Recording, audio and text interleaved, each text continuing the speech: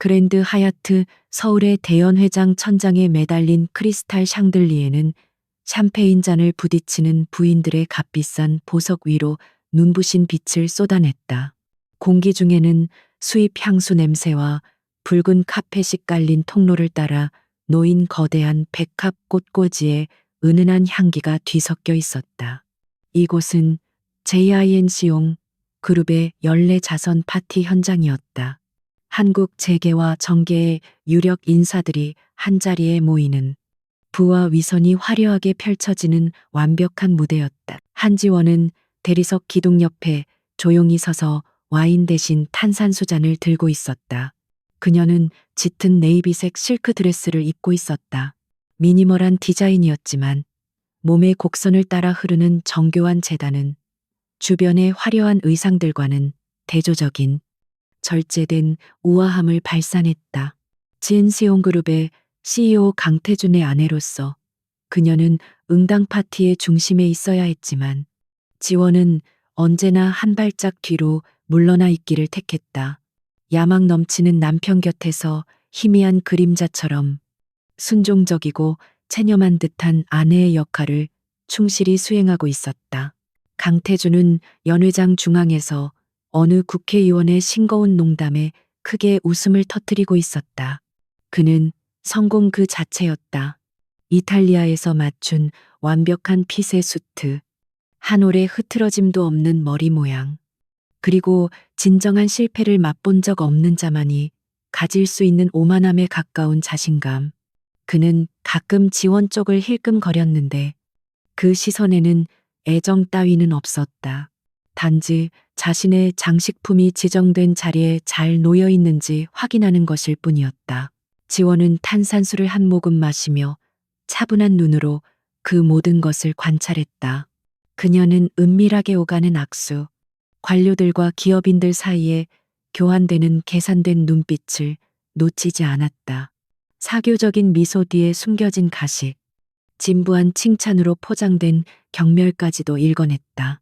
그녀에게 이 파티는 화려하게 장식된 범죄 현장이나 다름없었고 뼛속까지 깊이 밝힌 직업적 본능은 그녀가 가만히 서 있는 순간에도 무의식적으로 증거를 수집하게 만들었다. 갑자기 태준 주변의 공기가 바뀌었다.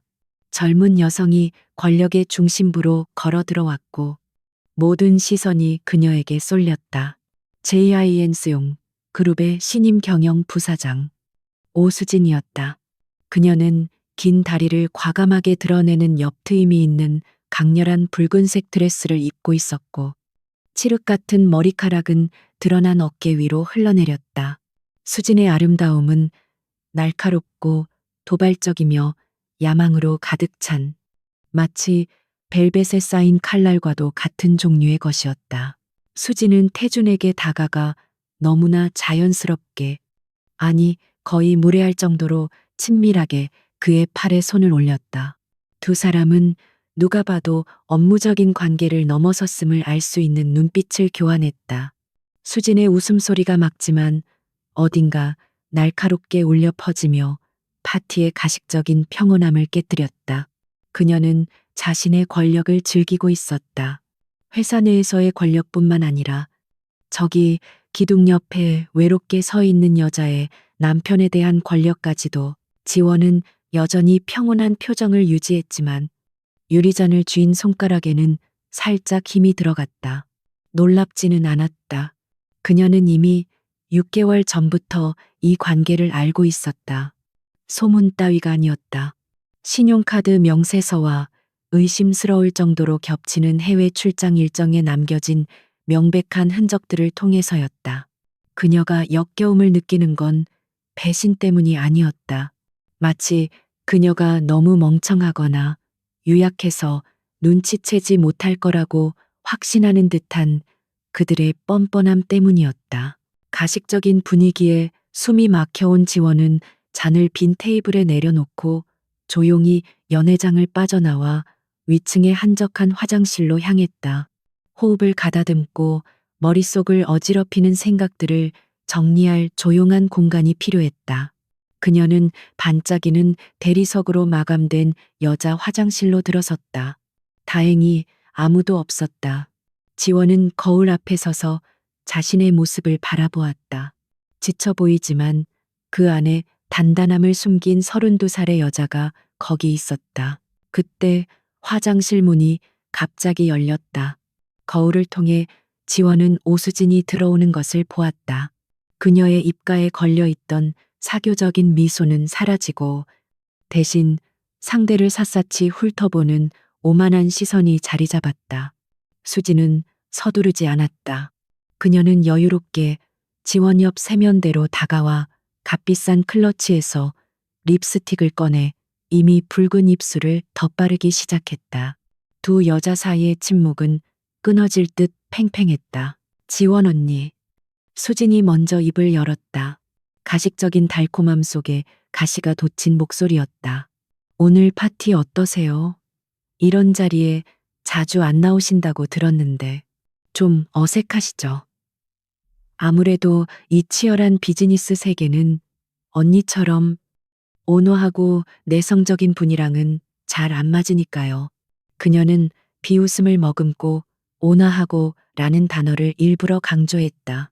지원은 천천히 고개를 돌려 수진을 정면으로 마주 보았다. 오 부사장님은 저에 대해 아주 잘 아시는 것 같네요. 그녀는 놀라울 정도로 차분한 목소리로 대답했다. 떨림이나 분노는 전혀 느껴지지 않았다. 저는 단지 이렇게 시끄러운 곳은 실속이 없다고 생각할 뿐이에요. 말은 많지만 실제로 이루어지는 건 별로 없죠. 수지는 짧고 차가운 웃음을 터뜨렸다. 대리석 공간에 그 웃음소리가 메아리쳤다. 그녀는 탁 소리가 나게 립스틱 뚜껑을 닫고는 지원 쪽으로 완전히 몸을 돌려 팔짱을 꼈다. 언니는 참 재미있는 사람이에요. 지원 언니, 연기를 아주 잘하거나 아니면 정말 불쌍할 정도로 순진하거나 둘 중 하나겠죠. 정말 태준 오빠가 사랑해서 언니랑 결혼했다고 생각해요? 아니면 그냥 집에서 얌전히 화초나 가꾸면서 현모양처 노릇만 하면 저런 남자를 붙잡아 둘 수 있다고 믿는 거예요? 그녀는 지원 쪽으로 한 발짝 더 다가와 지원의 개인적인 공간을 침범했다. 수진의 진한 향수 냄새가 지원의 코를 찔렀다. 제가 사실 하나 알려드릴까요? 태준 오빠한테는 전쟁터 같은 비즈니스 세계를 함께 헤쳐나갈 여자가 필요해요. 오빠의 야망을 이해해줄 사람 말이에요. 진열장에 전시된 도자기 인형이 아니라 언니는 오빠 앞길을 막고 있어요. 그리고 제 앞길도요. 그 집에 언니가 계속 있는 거 정말 무의미하다고요. 지원은 단 1mm도 물러서지 않고 그 자리에 가만히 서 있었다. 그녀의 칠흑 같은 눈동자가 수진을 똑바로 응시했다. 깊이를 알 수 없는 눈빛이었다. 수진이 기대했던 상처받은 표정이나 감정적인 동요는 전혀 없었다. 이런 반응의 부재는 수진을 불편하게 만들었다. 마치 손뭉치를 때리는 듯한 기분이었다. 지금 무슨 말씀을 하시는 거죠? 오 부사장님, 제가 알아서 물러나서 당신에게 자리를 내주라는 뜻인가요? 아, 굳이 양보해 주실 필요는 없어요. 수지는 머리카락을 귀 뒤로 넘기며 조소했다. 제가 원하는 건 제 힘으로 다 얻어내니까요. 전 그냥 동정심에 충고해 드리는 거예요.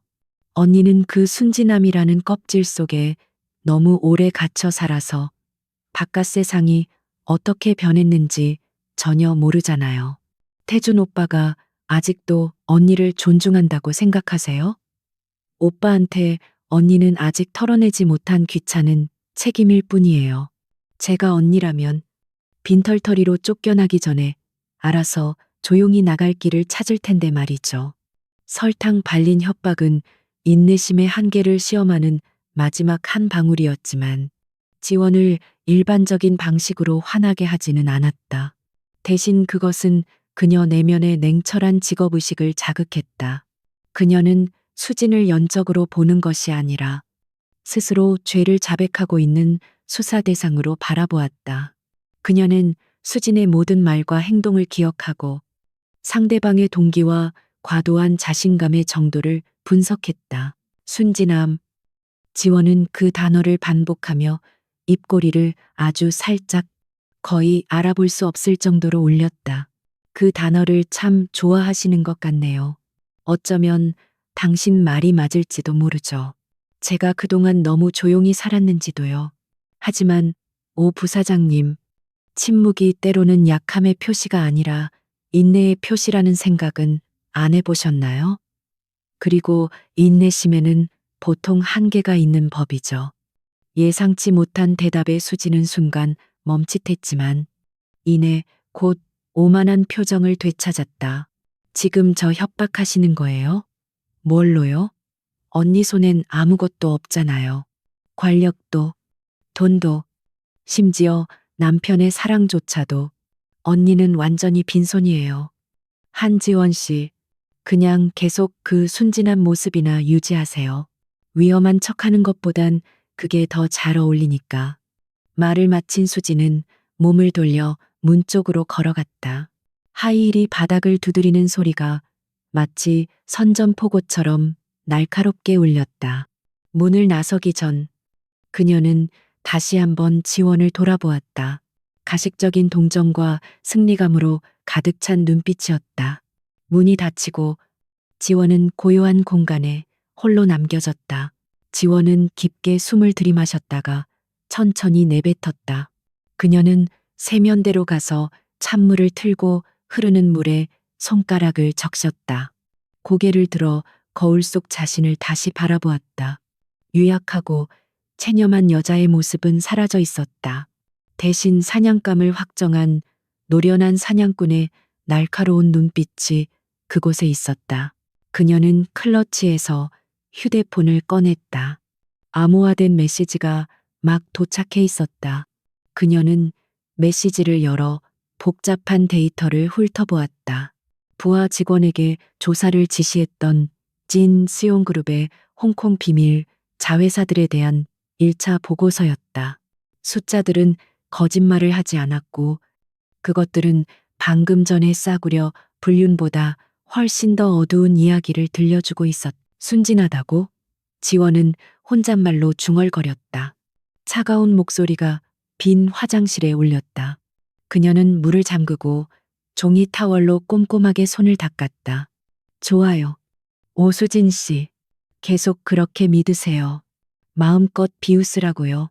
그 웃음소리가 이 모든 일이 끝날 때 당신이 가장 듣고 싶어 할 마지막 소리가 될 테니까.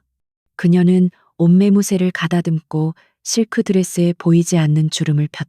그리고 화장실을 나와 다시 시끄럽고 화려한 연회장으로 돌아갔다. 태준과 수지는 여전히 그곳에 서 있었다. 그들만의 작고 썩어빠진 우주의 중심에서 지원은 그들을 바라보았다. 배신당한 아내가 아니라 자신의 경력에서 가장 큰 사건의 핵심 용의자 2명을 바라보는 수사팀장의 눈으로. 오늘 밤은 단지 시작일 뿐이었다. 연회장으로 돌아오니 파티는 한층 더 무르익어 있었다. 밴드는 부드러운 재즈 음악을 연주하기 시작했고 몇몇 커플들은 플로어로 나가 춤을 추기 시작했다. 조명이 어두워지며 더욱 친밀한 분위기가 연출되었지만 동시에 그것은 더 어두운 비밀을 감추기에 완벽한 장막이기도 했다. 지원은 누구의 눈에도 띄지 않는 유령처럼 사람들 사이를 조용히 지나갔다. 그녀는 태준이 수진을 주요 파트너들에게 소개하는 모습을 지켜보았다. 단순한 부하 직원이 아니라 동등한 파트너이자 그룹의 미래를 쥔 사람으로 소개하고 있었다. 한 은행장의 부인인 노부인이 지원에게 다가왔다. 인자한 얼굴이었지만 눈매는 매서웠다. 지원아, 이런 자리에 오랜만이구나. 시끄러운 거 싫어하는 줄 알았는데. 네, 남편 요즘 너무 바빠 보이더라. 저 부사장이라는 아가씨. 정말 유능한 오른팔인가 봐. 부인은 뼈 있는 말을 던지며 저 멀리 빛나고 있는 두 사람을 힐끔거렸다. 지원은 수년간 연습해온 완벽한 사교용 미소를 지어 보였다. 네, 아주머니, 태준 씨가 요즘 일이 많아요. 오 부사장님이 도와주셔서 저도 한시름 놨어요. 아시다시피 전 바깥일은 잘 모르고 집안일밖에 몰라서요. 그녀는 일부러 자신을 낮추며 수진이 방금 비웃었던 순진한 아내 역할을 완벽하게 수행했다. 상대방이 자신을 무해하다고 생각할 때 가장 좋은 정보를 얻을 수 있는 법이다. 노부인은 고개를 끄덕이며 안타깝다는 표정을 지었지만 속으로는 지원의 유약함을 평가하고 있을지도 몰랐다. 넌 너무 착해서 탈이야. 지원아, 남자는 집을 짓고 여자는 가정을 지킨다지만 가끔은 짓고 있는 집도 좀 들여다봐야지. 요즘 세상에 사람 너무 믿는 것도 죄란다. 부인은 지원의 손을 가볍게 두드리고는 자리를 떴다. 모호하지만 선의로 가득 찬 경고. 혹은 우월감에서 비롯된 동정일 수도 있었다. 지원은 그녀의 뒷모습을 바라보며 미소를 거두었다. 그런 경고 따위는 필요 없었다. 그녀는 이 방 안에 있는 그 누구보다 더 많은 것을 알고 있었다. 그녀는 저 부인의 남편 은행이 지난달 JINC용의 자회사 하나에 승인해준 이례적인 특혜 대출에 대해 알고 있었다. 태준과 그 은행장이 주말마다 함께 골프를 치러 다닌다는 것도 알고 있었다. 모든 것은 그녀의 감시망 안에 있었고 그녀의 비상한 기억력 속에 꼼꼼하게 기록되고 있었다. 시계를 보니 밤 10시가 다 되어가고 있었다. 오늘 밤 순종적인 아내 역할을 할 시간은 거의 끝났다. 이곳을 떠나 진짜 그녀의 기지로 돌아가야 했다. 그녀는 밖에서 대기 중인 전용 운전기사에게 신호를 보냈다. 떠나기 전 그녀는 마지막으로 태준을 힐끔 보았다.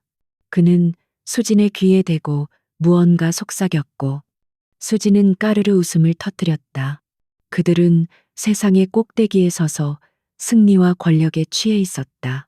그들은 발밑에 집안이 금가기 시작했다는 사실을 전혀 모르고 있었다. 고급 세단이 호텔을 빠져나와 서울의 밤거리로 미끄러져 들어갔다.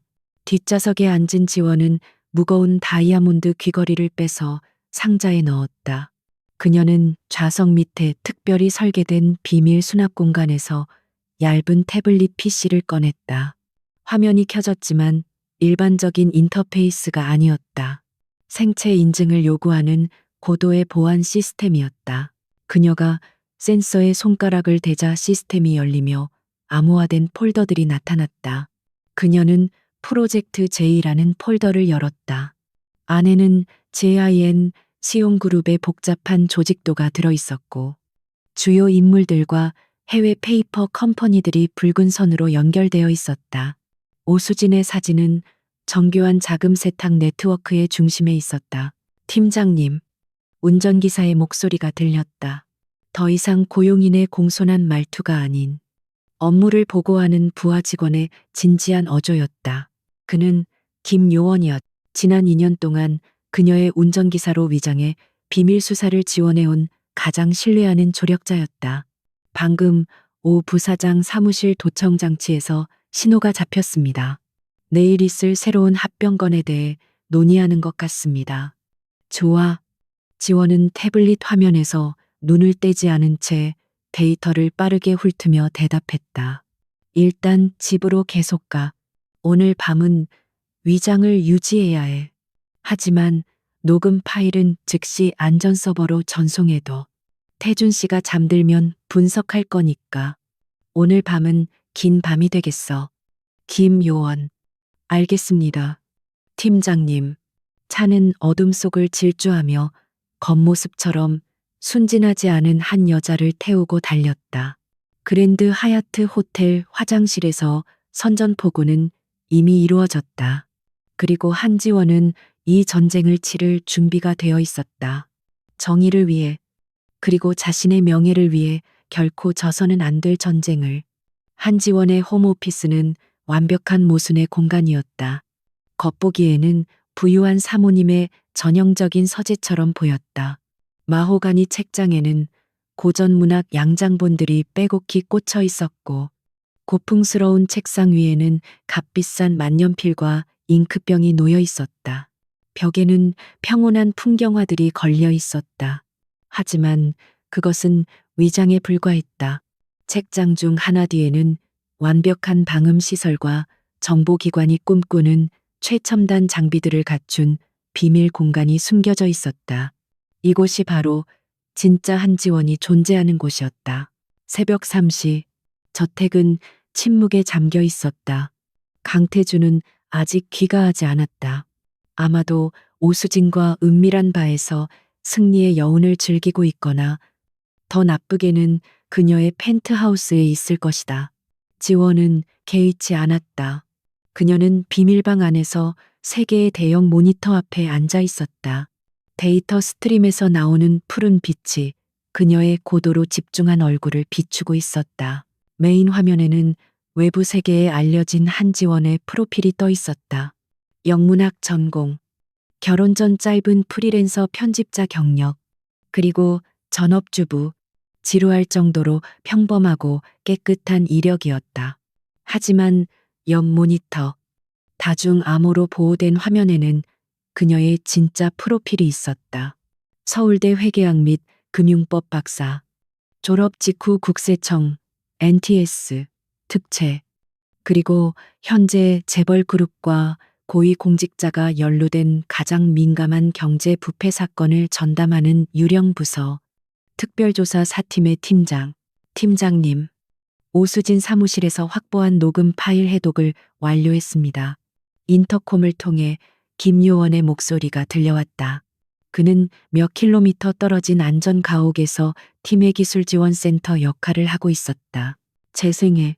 지원은 헤드폰을 쓰며 명령했다. 지지직거리는 잡음은 곧 태준과 수진의 익숙한 목소리로 바뀌었다. 어제 파티 직전 지은세용 본사의 수진 사무실에서 나눈 대화인 듯했다. 박 의원 영감이 신도시 프로젝트 승인해 줄 거 확실해. 수진의 목소리에는 약간의 초조함과 함께 야망이 묻어났다. 걱정 마. 자기야. 태준이 자만심 가득한 말투로 대답했다. 그 영감 아들 명의의 케이맨 제도 계좌로 500만 달러 꽂아줬어. 탐욕스러운 늙은이지만 적어도 돈 받은 만큼은 약속을 지키는 사람이야. 문제는 그 돈을 회사 장부에 어떻게 합법적으로 처리하느냐지. 그건 내가 이미 처리했어. 수진이 비웃듯 말했다. 싱가포르에 있는 블루스카이라는 회사랑 가짜 컨설팅 계약 몇 개 만들어 놨어. 시장 조사 비용으로 처리할 거야. 우리 감사팀은 감히 깊게 파고들 생각도 못할 걸. 누구 돈으로 월급 받는데. 지원은 대화를 들으며 키워드를 빠르게 메모했다. 케이맨, 500만 달러, 블루스카이, 싱가포르. 이것들이 바로 그녀가 찾던 퍼즐 조각들이었다. 태준의 외도는 단지 촉매제였을 뿐 그녀가 집안 재정의 이상 징후에 주목하게 만든 계기였다. 하지만 그 후 발견한 것들은 실로 충격적이었다. JINC용은 단순한 부패 기업이 아니었다. 국가 자원을 빨아먹는 거대한 자금 세탁 기계였다. 그녀는 처음 진실을 발견했던 날을 떠올렸다.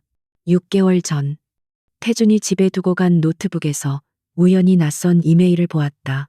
연애 편지가 아니었다. 공동 자산 목록에 존재하지 않던 스위스 은행 계좌에 송금 알림이었다. 직업적 호기심이 발동했다. 그녀는 지난 10년 동안 NTS에서 갈고 닦은 기술들을 총동원해 은밀하게 조사를 시작했다. 파고들수록 소름이 끼쳤다. 태준은 단순히 탐욕스러운 것이 아니었다. 그는 수진에게 조종당하고 있었다. 매혹적인 외모의 젊은 여성 오수진은 사실 금융 범죄의 천재였다.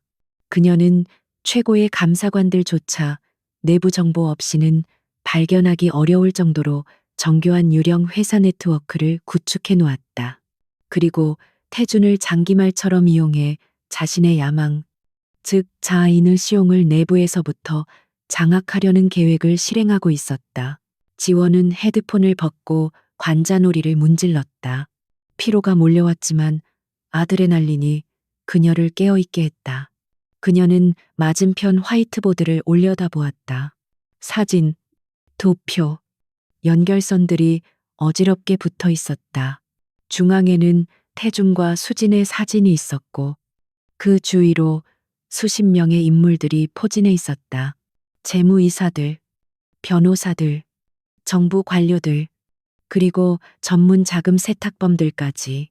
김요원, 싱가포르 블루스카이의 실소유주 추적 가능해? 지원이 마이크에 대고 물었다. 싱가포르 보안법이 워낙 엄격해서 쉽진 않을 겁니다. 팀장님, 하지만 국내 은행과 연계된 거래 내역을 찾을 수 있다면 단서를 잡을 수 있을지도 모릅니다. 지난 분기 JINC용 건설 거래 내역 확인해봐. 해외 컨설팅 용역비 명목으로 큰 지출이 있었던 걸로 기억해. 아마 그게 맞을 거야. 알겠습니다. 확인 중입니다. 빙고. 팀장님 기억력은 정말 무서울 정도네요. 3월 15일. 블루스카이 컨설팅. 앞으로 250만 달러가 송금됐습니다. 중개은행은 한일은행 강남 지점이고요. 좋아. 이제 블루스카이 주주 명단을 확보할 방법을 찾아봐. 분명 나측은 이름이 있을 거야. 수진의 먼 친척이나 그녀가 절대적으로 신뢰하는 사람이겠지. 지원은 좁은 방 안을 서성거렸다. 차가운 흥분이 혈관을 타고 흐르는 것이 느껴졌다. 그녀가 가장 좋아하는 순간이었다. 퍼즐 조각들이 제자리를 찾아가고 전체 그림이 선명하게 드러나기 시작하는 순간 그녀는 더 이상 상처받은 아내가 아니었다. 포위망을 좁혀가는 사냥꾼이었다. 그때 바깥 서재 쪽에서 인기척이 들렸다. 지원은 즉시 경계태세를 갖췄다. 그녀는 신속하게 모니터들을 끄고 비밀방이 완벽하게 잠기고 위장되었는지 확인했다. 서재로 걸어나가 책을 읽는 척했다. 술과 여자, 향수 냄새를 잔뜩 풍기며 태준이 들어왔다. 그는 비틀거리며 거칠게 넥타이를 풀었다. 깨어있는 지원을 보고 잠시 놀란 듯했으나 이내 특유의 짜증스러운 표정으로 바뀌었다. 아직 안 잤어? 지금 몇 시야? 그가 혀 꼬인 소리로 투덜거렸다. 당신 기다렸어요. 지원은 책을 내려놓으며 부드럽게 대답했다. 파티가 생각보다 길어졌나 봐요. 일 때문이야. 태주는 손을 휘저으며 방구석에 있는 술 진열장으로 가 위스키를 한 잔 더 따랐다. 거짓말을 할 때 그는 굳이 그녀를 쳐다보지 않았다. 중요한 파트너들 접대가 좀 더 필요해서. 알잖아. 비즈니스라는 거. 네. 이해해요. 피곤하진 않아요. 꿀물이라도 좀 타드릴까요? 그녀는 속에서 올라오는 역겨움을 억누르며 헌신적인 아내 역할을 계속했다. 태주는 뒤돌아서서 흐릿하지만 탐색하는 듯한 눈으로 그녀를 바라보았다. 당신 요즘 좀 이상해. 지원아, 너무 태연하단 말이야. 보통 여자들은 남편이 이렇게 늦게 들어오면 바가지를 긁거나 의심을 해야 정상 아니야? 질투 안 나? 예상치 못한 질문의 지원은 순간 멈칫했다. 떠보는 건가? 아니면 그저 술김에하는 헛소리인가? 전 당신 믿어요. 태준 씨. 그녀는 최대한 온화한 미소를 지어 보였다. 우리 결혼한 지 5년이나 됐잖아요. 서로 못 믿으면 어떻게 지금까지 살았겠어요. 게다가 당신은 큰 그룹을 이끄느라 바쁜 사람이잖아요. 전 그냥 당신의 든든한 후방이 되어주고 싶을 뿐이에요. 태주는 코웃음을 쳤다. 숨기지 않은 경멸이 담긴 웃음이었다. 든든한 후방이라. 그래, 그 역할이나 잘해.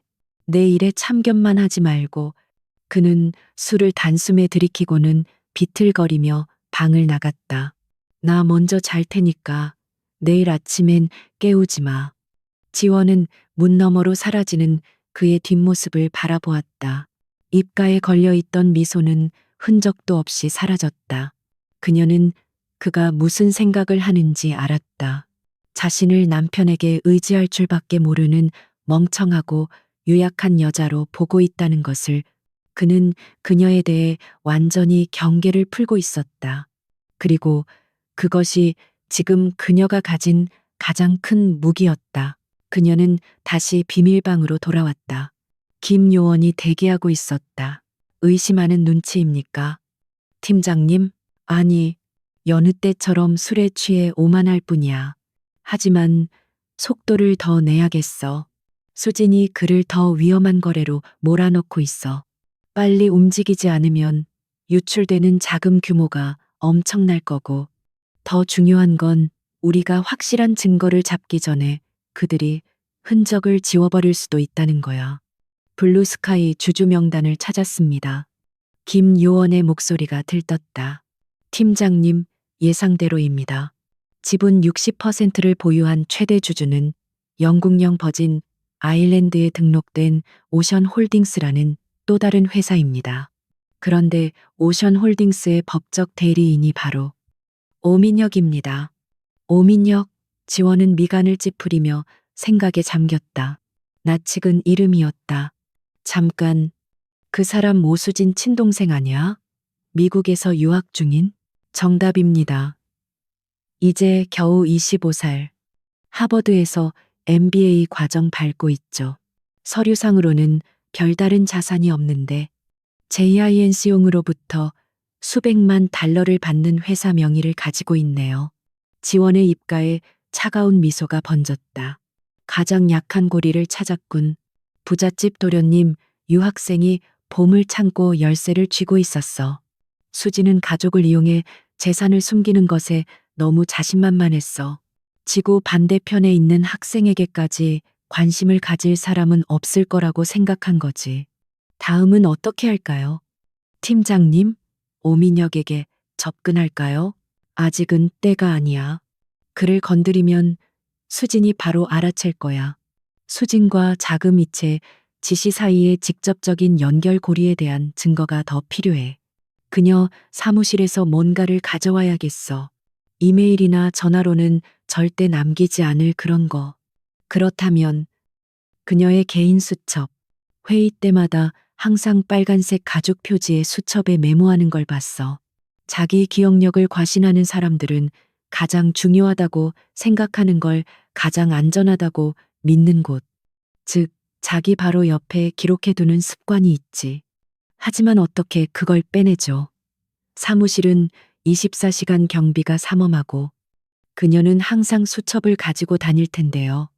지원은 해킹으로 얻은 수진의 일정표가 떠 있는 화면을 응시했다.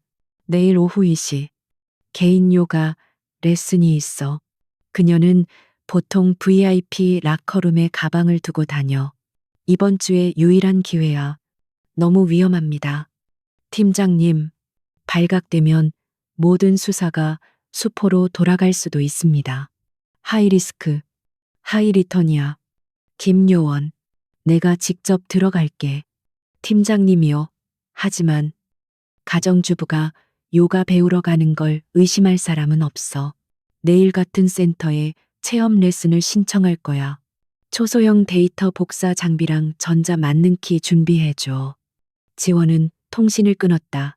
자리에서 일어나 비밀방을 나와 안방으로 향했다. 태주는 이미 깊은 잠에 빠져 있었다. 넓고 차가운 방 안에 그의 코고는 소리만이 규칙적으로 울렸다. 그녀는 한때 사랑했던 남자, 이제는 수사 대상이 된 남자 옆에 누웠다. 킹사이즈 침대 위 두 사람 사이의 거리는 바다보다 더 멀게 느껴졌다. 그녀는 천장을 바라보며 내일의 계획을 되뇌었다. 위험하지만 반드시 필요한 일이었다. 적의 속을 깊숙이 들어가기 위해서는 안전한 껍질을 깨고 나와야 했다. 수지는 그녀의 순진함을 비웃었다. 내일 그녀는 그 순진함이 무엇을 할 수 있는지 보여줄 것이다. 작은 바늘 하나가 정확한 급소를 찌르면 거대한 오만함의 풍선도 터뜨릴 수 있다는 것을 요가 스튜디오 세레니티는 롯데월드타워 45층에 위치한 서울 상류층만을 위한 고요하고 호화로운 오아시스였다. 중형차 한 대 값과 맞먹는 연회비는 VIP 고객들에게 완벽한 프라이버시를 보장했다.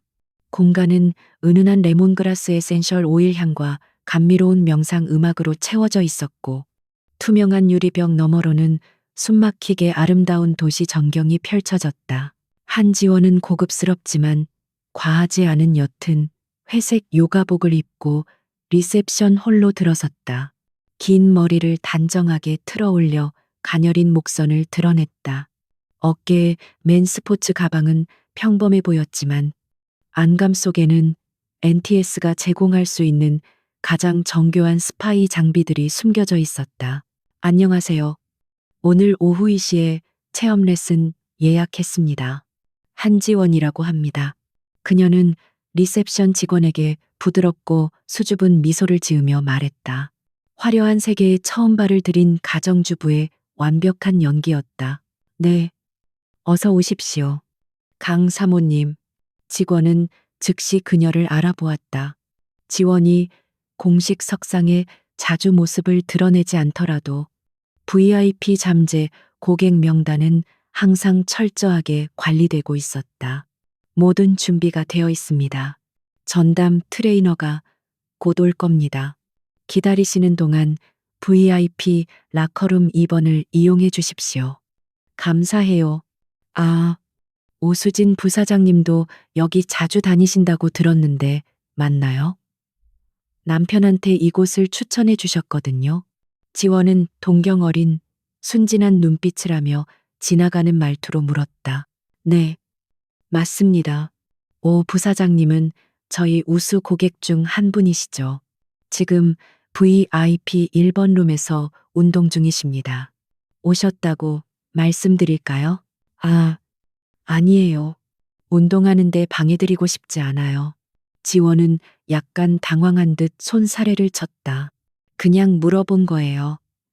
저는 여기서 아는 사람 만나면 좀 부끄러워서요. 아직 요가를 잘 못하거든요. 완벽했다. 수줍음 많은 아내 역할은 경계를 늦추게 하는 최고의 위장이었다. 직원은 친절한 미소를 지으며 그녀를 라커룸 구역으로 안내했다. VIP 라커룸들은 긴 복도를 따라 배치되어 있었고, 수진이 사용 중인 1번 룸은 복도 가장 끝, 2번 룸 바로 옆에 있었다.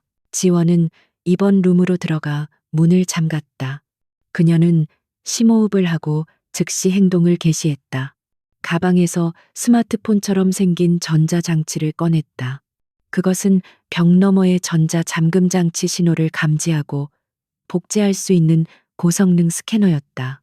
그녀는 1번 룸과 맞닿은 벽에 장치를 대고 천천히 움직였다. 신호 감지 완료. 코드 해독 중. 김요원의 목소리가 초소형 이어폰을 통해 들려왔다. 미워. 미스 에이트. 완료됐습니다. 팀장님, 1번 룸 마스터키 코드를 확보했습니다. 지원은 자신의 룸을 빠져나와 주변을 살폈다. 복도에는 아무도 없었다. CCTV 카메라의 사각지대를 미리 파악해둔 덕분에 움직임은 거침없었다. 그녀는 1번 룸문 앞에 서서 자신의 스마트폰을 센서에 갖다 댔다. 삐릭하는 작은 소리와 함께 문이 열렸다. 수진의 라커룸은 고급스러움 그 자체였다. 개인 샤워 시설과 휴게 공간까지 갖춰져 있었다. 벤치 위에는 수진의 명품 가방이 놓여 있었다. 에르메스 버킨백. 지원은 망설임 없이 가방을 열었다. 안에는 화장품 파우치, 지갑, 그리고 그녀가 찾던 빨간색 가죽 수첩이 있었다. 지원은 수첩을 꺼내 재빨리 훑어보았다.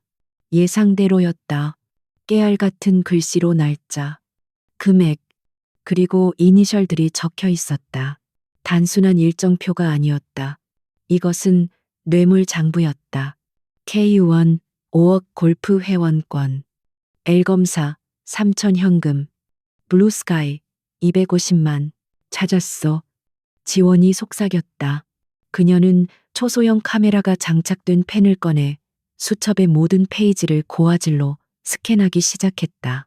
손은 빠르고 정확하게 움직였지만 심장은 긴장감으로 거세게 뛰었다. 수진의 요가 세션은 앞으로 30분 정도 남았지만 언제 돌발 상황이 발생할지 알 수 없었. 갑자기 복도에서 발소리가 들렸다. 그리고 수진의 날카로운 목소리가 들려왔다.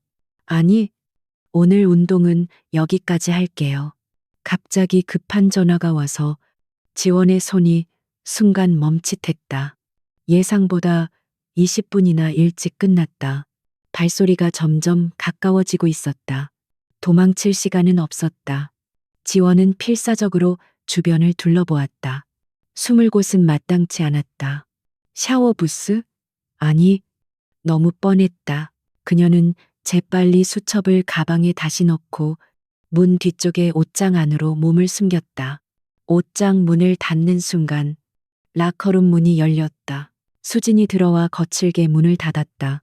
그녀는 휴대폰을 귀에 대고 짜증스러운 목소리로 통화 중이었다. 멍청한 짓 좀 그만해. 미녀가 내가 분명히 말했잖아.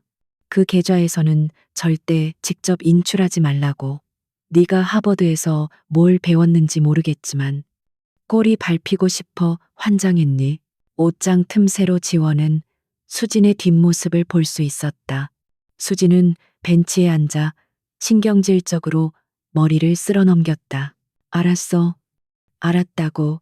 당장 그 거래 취소해. 그리고 앞으로 내 허락 없이는 1달러도 움직이지 마. 누나가 다 알아서 한다고 했잖아.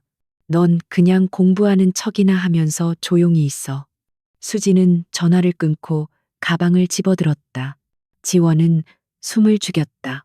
만약 지금 수진이 가방 안을 확인한다면 다행히 수지는 가방을 열지 않았다. 그녀는 옷을 갈아입지도 않고 운동복 차림 그대로 서둘러 방을 나갔다. 문이 닫히고 발소리가 멀어질 때까지 지원은 꼼짝도 하지 않았다. 팀장님, 괜찮으십니까? 심박수가 급격히 올라갔습니다. 김요원의 걱정스러운 목소리가 들렸다. 괜찮아. 위기였지만 오히려 좋은 정보를 얻었어. 오민혁이 실수로 계좌에서 돈을 인출하려고 했나 봐. 수진이 당황했어. 지원은 옷장에서 나와 안도의 한숨을 내쉬었다. 그녀는 자신의 라커룸으로 돌아와 옷을 갈아입었다. 체험 레슨은 포기해야 했다. 갑자기 몸이 안 좋아졌다고 핑계를 대고 센터를 빠져나왔다. 차에 타자마자 그녀는 김 요원에게 스캔한 파일들을 전송했다. 이 수첩 내용 전부 분석해. 특히 이니셜들. 누구인지 정확히 파악해야 해. 그리고 오민혁의 최근 금융거래 내역 다시 확인해봐. 방금 수진이 말한 취소된 거래 흔적이 남아있을지도 몰라. 알겠습니다. 아, 그리고 팀장님, 방금 들어온 소식인데 국세청 감사국에서 JN 세용에 대한 정기 세무조사 일정을 갑자기 연기했다고 합니다. 상부 지시라는데 구체적인 이유는 밝히지 않았습니다. 지원의 눈빛이 차갑게 변했다. 상부 지시라. 우리가 움직이고 있다는 걸 누군가 눈치챘거나 아니면 수진이 이미 손을 쓴 거야. 내부에도 적이 있을 수 있어. 이제부터 우리 팀 외에는 아무도 믿지 마. 보안 등급을 최고 수준으로 올려. 그날 밤 지원은 다시 비밀방에 틀어박혔다. 수첩에서 얻은 정보는 거대한 빙산의 일각에 불과했다. 그녀는 수진의 필적을 분석하며 그녀의 심리 상태까지 읽어내려 했다. 글씨체가 급해지거나 꾹꾹 눌러 쓴 부분들은 그녀가 특히 스트레스를 받거나 중요하게 여기는 거래들이었다. 그중 한 페이지가 눈에 띄었다. 별표가 3개나 그려진 날짜가 있었다. 다음 주 금요일. 그리고 그 옆에는 암호 같은 문구가 적혀 있었다. D-Day. 세탁 완료. 새 출발. D-Day. 지원은 중얼거렸다. 그들이 뭔가 큰일을 꾸미고 있어. 모든 자금을 세탁해서 해외로 빼돌리려는 마지막 단계일지도 몰라. 시간이 없어. 그녀는 결단을 내려야 했다. 지금까지는 은밀하게 증거를 수집하는 단계였지만 이제는 좀 더 적극적인 개입이 필요했다. 적을 혼란스럽게 만들고 그들이 실수하도록 유도해야 했다. 김요원, 블루스카이에 대한 정보를 아주 조금만 흘릴 수 있는 믿을 만한 기자가 있나? 사회 부채 기자라면 가능할 겁니다. 정의감도 투철하고 우리랑 몇 번 협력한 적도 있으니까요. 하지만 너무 위험하지 않을까요? 전면적인 폭로는 아니야. 그냥 작은 돌 하나를 던져서 파문이 얼마나 커지는지 지켜보려는 거야. 수진이 그토록 완벽하게 통제하고 있다고 믿는 그 세계의 작은 균열을 만들어주는 거지. 지원은 의자에 깊숙이 몸을 기대었다. 화면 속 수진의 사진을 바라보며 차가운 미소를 지었다. 자, 오수진 부사장님. 당신의 완벽한 계획에 초대받지 않은 손님이 끼어들면 어떻게 반응할지 한번 볼까. 게임의 판이 커지고 있었다. 그리고 한지원은 이제 막 첫 번째 공격말을 움직이기 시작했다. 강태준은 JNC용타워 최상층에 위치한 자신의 집무실 창가에 서서 발 아래 펼쳐진 서울 시내를 내려다보고 있었다. 그는 자신이 이 도시의 왕이라고 느꼈다. 최근 성사된 대규모 정부 계약, 주가 폭등, 그리고 무엇보다도 자신의 곁을 지키는 젊고 유능한 여자, 오수진. 모든 것이 완벽했다. 회장님, 축하드립니다. 이번 분기 영업이익이 사상 최고치를 기록할 전망입니다. 수진이 결제 서류를 들고 들어오며 말했다. 그녀의 목소리에는 자신감이 넘쳤다. 태주는 뒤돌아서며 만족스러운 미소를 지었다. 다 당신 덕분이지. 수진 씨, 당신이 오고 나서 회사가 완전히 달라졌어. 낡은 방식에 젖어 있던 임원들을 정리하고 공격적인 투자를 감행한 게 주요했어. 수진은 책상 위에 서류를 내려놓으며 자연스럽게 태준에게 다가갔다. 전 그저 회장님의 비전을 실행에 옮겼을 뿐이에요. 회장님은 더 큰 무대에서 노셔야 할 뿐이니까요. 그녀는 태준의 넥타이를 바로잡아주며 은근한 눈빛을 보냈다. 참, 이혼 서류는 준비되셨나요? 이제 슬슬 정리하실 때도 됐잖아요. 태준의 표정이 약간 어두워졌다. 아, 그거 변호사한테 맡겨놨어. 지원이가 순순히 도장 찍어줄지 모르겠네. 워낙 조용한 성격이라 무슨 생각을 하는지 알 수가 있어야지. 걱정 마세요. 제가 다 알아서 할게요. 위자료 조금 넉넉히 챙겨주면 고맙다고 할걸요? 어차피 그 여자는 혼자서 아무것도 못하잖아요. 사회 경험도 전무하고 친정도 별 볼 일 없고 그동안 회장님 그늘 아래서 편하게 살았으니 그 정도면 감지덕지해야죠. 수지는 경멸 섞인 어조로 말했다. 그녀에게 한지원은 이미 지나간 과거, 처리해야 할 귀찮은 쓰레기에 불과했다. 그때 태준의 비서실장이 노크 후 조심스럽게 들어왔다. 표정이 심상치 않았다. 회장님, 급한 보고가 있습니다. 인터넷 언론사 한 곳에서 우리 회사 관련 기사를 냈는데 내용이 좀 뭔데 그래? 또 찌라시성 기사야? 무시해버려. 태주는 대수롭지 않게 손을 휘저었다. 그게 단순한 찌라시가 아닌 것 같습니다. 싱가포르 법인 블루스카이와의 거래 내역 일부가 유출된 것 같습니다. 구체적인 금액까지 언급하고 있습니다. 순간 사무실 안에 정적이 흘렀다. 수진의 얼굴이 창백해졌다. 그녀는 재빨리 비서실장이 건넨 태블릿 PC를 낚아챘다. 기사 제목은 자극적이었다. 단독 진수용그룹 해외 유령 회사 통해 비자금 조성 의혹. 기사 내용은 아직 추측성 보도에 가까웠지만 제시된 일부 데이터는 정확했다. 지난달 블루스카이로 송금된 250만 달러. 그것은 수진만이 알고 있는 극비 사항이었다. 이게 어떻게 된 거야? 보안이 어떻게 뚫린 거야? 태준이 고함을 질렀다. 그의 완벽했던 세계의 첫 번째 균열이 생긴 순간이었다. 수진은 빠르게 냉정을 되찾으려 애썼다.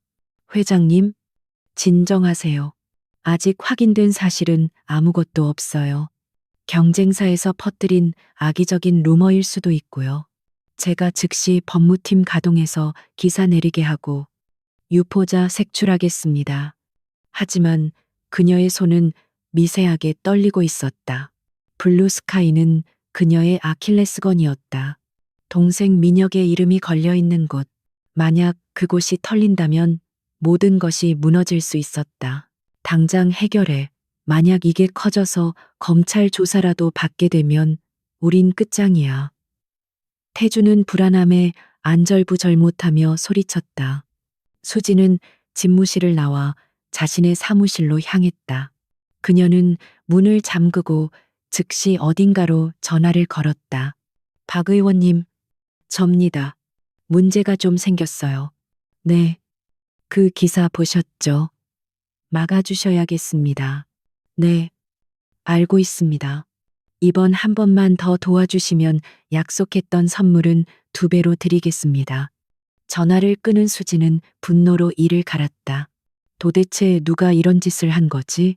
내부 스파이? 아니면 경쟁사?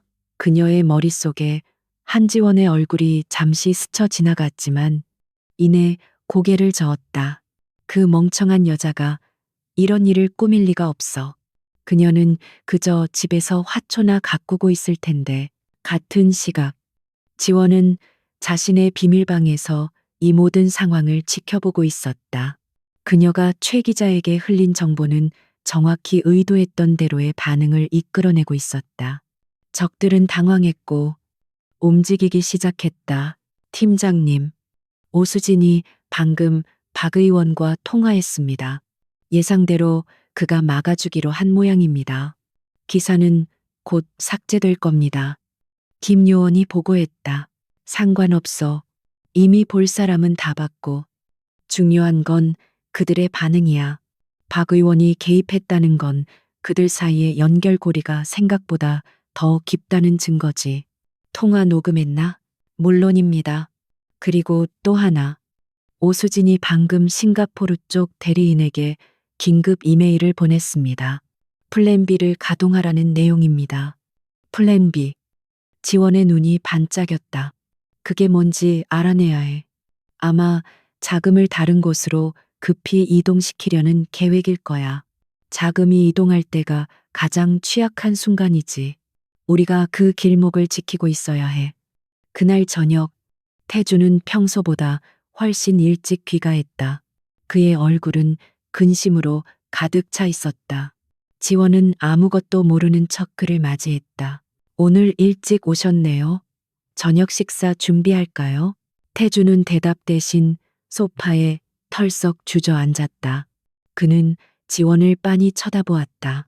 오늘따라 그녀의 평온한 모습이 왠지 모르게 거슬리면서도 동시에 부럽게 느껴졌다. 바깥 세상은 전쟁터인데 이 여자는 자신만의 작은 평화 속에 살고 있는 것 같았다. 지원아, 혹시 당신 요즘 이상한 소문 같은 거 들은 적 있어? 회사에 관한 거라든지. 그가 조심스럽게 물었다. 지원은 의아한 표정을 지었다. 소문이요. 글쎄요. 전 바깥 사람들을 잘 안 만나서 무슨 안 좋은 일이라도 생겼나요? 태주는 한숨을 내쉬었다. 아니야. 별거 아니야. 그냥 신경 쓰이는 일이 좀 있어서 당신은 몰라도 돼. 그는 다시 한번 그녀의 무지함에 안도했다. 만약 그녀가 자신의 비리를 조금이라도 알고 있었다면 지금처럼 태연하게 자신을 대할 수 없을 거라고 확신했다. 너무 걱정하지 마세요.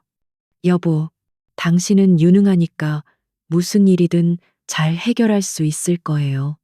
지원은 따뜻한 위로의 말을 건네며 차 한 잔을 내밀었다. 태주는 차를 받아 마시며 잠시나마 마음의 평안을 얻었다. 그는 자신이 이 여자를 곧 버릴 계획이라는 사실에 아주 잠깐 죄책감을 느꼈지만 곧 수진의 얼굴과 그녀가 약속한 화려한 미래를 떠올리며 마음을 다잡았다. 지원은 너무 지루했다. 그에게 필요한 건 자극과 야망이었다. 지원은 태준이 차를 마시는 모습을 지켜보며 속으로 차갑게 웃었다. 그 차에는 아주 미량해 하지만 효과적인 진정제가 들어 있었다. 그가 깊이 잠들어야만 그녀가 오늘 밤 자유롭게 움직일 수 있기 때문이었다. 플랜 B를 추적하기 위해서는 더 강력한 장비가 필요했다. 지원은 오늘 밤 NTS 본부의 메인 서버에 비밀리에 접속하여 국제금융거래 추적 시스템을 가동할 계획이었다. 이는 매우 위험한 도박이었지만 지금은 망설일 시간이 없었다. 수진이 자금을 세탁 완료하고 새 출발을 하기 전에 모든 것을 끝내야 했다. 밤이 깊어지자 태주는 약효 때문에 깊은 잠에 빠져들었다. 지원은 다시 비밀 방으로 향했다. 그녀는 NTS 서버에 접속하기 위한 복잡한 인증 절차를 거쳤다. 화면에 수많은 숫자와 코드들이 폭포수처럼 쏟아져 내렸다. 찾았다. 몇 시간의 사투 끝에 지원이 외쳤다. 그들이 자금을 이동시키고 있어. 싱가포르에서 몰타로. 그리고 최종 목적지는 스위스의 익명 계좌야. 총액이 무려 5천만 달러가 넘어. 이것은 결정적인 증거였다. 이 자금 흐름을 완벽하게 문서화할 수만 있다면 오수진과 강태준은 물론이고 그 뒤를 봐주는 박 의원까지 모조리 잡아넣을 수 있었다. 하지만 그때 경고음이 울렸다. 누군가가 그녀의 접속을 역추적하고 있었다. NTS 내부 보안팀일 수도 있고 아니면 더 나쁜 적일 수도 있었다. 팀장님, 접속 끊으십시오. 들킵니다. 김요원의 다급한 목소리가 들렸다. 조금만 더. 마지막 이체, 내용만 다운로드하면 돼. 지원의 손가락이 키보드 위를 날아다녔다. 98%, 99%, 100%. 완료. 그녀는 즉시 연결을 끊고 시스템을 종료했다. 심장이 터질 듯 뛰었다. 간발의 차이였다. 그녀는 의자에 몸을 기대고 거친 숨을 몰아쉬었다. 이제 그녀의 손에는 핵폭탄급 증거가 쥐어져 있었다. 하지만 이 폭탄을 터뜨리기 위해서는 완벽한 타이밍이 필요했다. 너무 일찍 터뜨리면 자신이 다칠 수도 있었다. 그녀는 수진이 가장 방심했을 때, 가장 높은 곳에 올라가 있을 때, 그를 바닥으로 끌어내릴 계획이었다. 내일은 태준이 말한 이혼 전문 변호사가 그녀를 찾아오기로 한 날이었다. 그들은 그녀를 궁지로 몰아넣고 빈손으로 내쫓으려 할 것이다. 지원은 그들이 원하는 대로 연기해 주기로 마음먹었다. 가장 완벽한 피해자 코스프레를 통해 그들의 마지막 경계심마저 무너뜨릴 것이다. 기대되네. 지원은 중얼거렸다. 내일 당신들의 쇼가 얼마나 재미있을지. 최 변호사는 강남에서 가장 비싸고 악명 높은 이혼 전문 변호사였다. 그의 별명은 불독이었다. 한 번 물면 상대방이 뼈만 남을 때까지 절대 놓지 않는다는 뜻이었다. 그는 태준과 수진의 의뢰를 받고 자신만만하게 한지원을 자신의 사무실로 불렀다. 지원은 일부러 화장기 없는 창백한 얼굴에 수수한 베이지색 원피스를 입고 나타났다. 그녀는 사무실에 들어서는 순간부터 어깨를 움츠리고 시선을 바닥에 떨어뜨리며 불안해하는 기색을 역력히 드러냈다. 최 변호사는 그런 그녀를 보며 속으로 쾌재를 불렀다. 예상대로 쉬운 상대였다. 한지원 씨, 앉으시죠. 최 변호사는 거만한 태도로 소파를 가리켰다. 그는 서류 봉투 하나를 테이블 위에 툭 던졌다. 강태준 회장님의 대리인으로서 이 자리에 나왔습니다. 회장님께서는 원만한 합의 이혼을 원하고 계십니다. 지원은 떨리는 손으로 서류 봉투를 집어들었다. 이혼이란요. 저희는 아무 문제 없이 잘 지내고 있었는데 갑자기 왜? 그녀의 목소리는 금방이라도 울음을 터뜨릴 듯 물기에 젖어 있었다.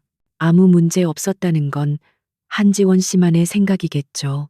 최 변호사는 냉소적인 미소를 지었다. 강 회장님은 이미 오래전부터 한지원 씨와의 결혼 생활에 회의를 느끼고 계셨습니다. 두 분은 성격 차이도 심하고 더 이상 부부로서의 애정도 남아있지 않다고 판단하셨습니다. 하지만 저는 노력했어요. 남편 내조도 열심히 하고 노력만으로는 부족한 게 결혼 생활이죠. 어쨌든 본론으로 들어가겠습니다. 회장님께서는 한지원 씨가 그동안 헌신해 준 것에 대한 감사의 표시로 위자료 5억 원과 현재 거주 중인 아파트의 전세 보증금을 드리겠다고 하셨습니다. 이 정도면 아주 후한 조건입니다. 강남의 고급 아파트 시세를 감안하면 터무니없이 적은 금액이었다. 게다가 태준의 재산 규모에 비하면 껌값이나 다름없었다. 하지만 지원은 이 사실을 모르는 척해야 했다. 5억 원이요. 하지만 그 돈으로는 한지원 씨, 욕심부리지 않는 게 좋을 겁니다. 최 변호사의 목소리가 갑자기 낮고 위협적으로 변했다.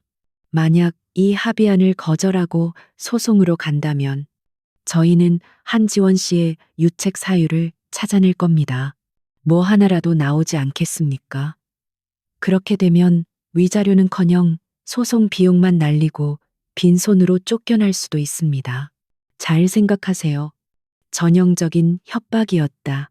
지원은 속으로 코웃음을 쳤지만 겉으로는 겁에 질린 표정을 지었다. 알겠어요. 생각해 볼게요. 시간을 좀 주세요. 시간은 많지 않습니다. 이번 주말까지 결정해서 알려주십시오. 안 그러면 다음 주 월요일에 바로 소송 들어갑니다. 지원은 비틀거리며 변호사 사무실을 나왔다. 엘리베이터 문이 닫히고 그녀 혼자 남게 되자 그녀의 표정은 순식간에 차갑게 변했다. 5억? 나를 정말 거지 취급하는구나. 그녀는 중얼거렸다. 그녀는 주차장에 대기 중이던 차에 올라탔다. 운전석에는 김요원이 앉아 있었다. 어떻게 됐습니까? 팀장님, 예상대로야. 협박과 회유를 섞어가며 날 압박하더군. 이번 주말까지 합의서에 도장 찍으래. 그럼 어떻게 하실 겁니까? 일단은 질질 끌어야지. 그들이 안달이 나게 만들어야 해. 그나저나 몰타로 넘어간 자금은 어떻게 됐어? 스위스 계좌로 이체된 후 여러 개의 유령 계좌로 분산되어 추적이 어려워졌습니다. 하지만 저희 쪽 해커팀이 끈질기게 따라붙고 있습니다. 시간 문제입니다. 서둘러야 해. 그들이 이혼을 서두르는 건 자금 세탁이 거의 완료 단계에 접어들었다는 뜻이야. 내가 방해가 되기 전에 정리하고 싶은 거겠지. 지원은 차창 밖을 내다보았다. 회색빛 도시의 풍경이 빠르게 지나갔다. 김요원, 우리 플랜 C를 가동하자. 오수진이 가장 믿는 사람을 흔들어 놓을 때가 됐어.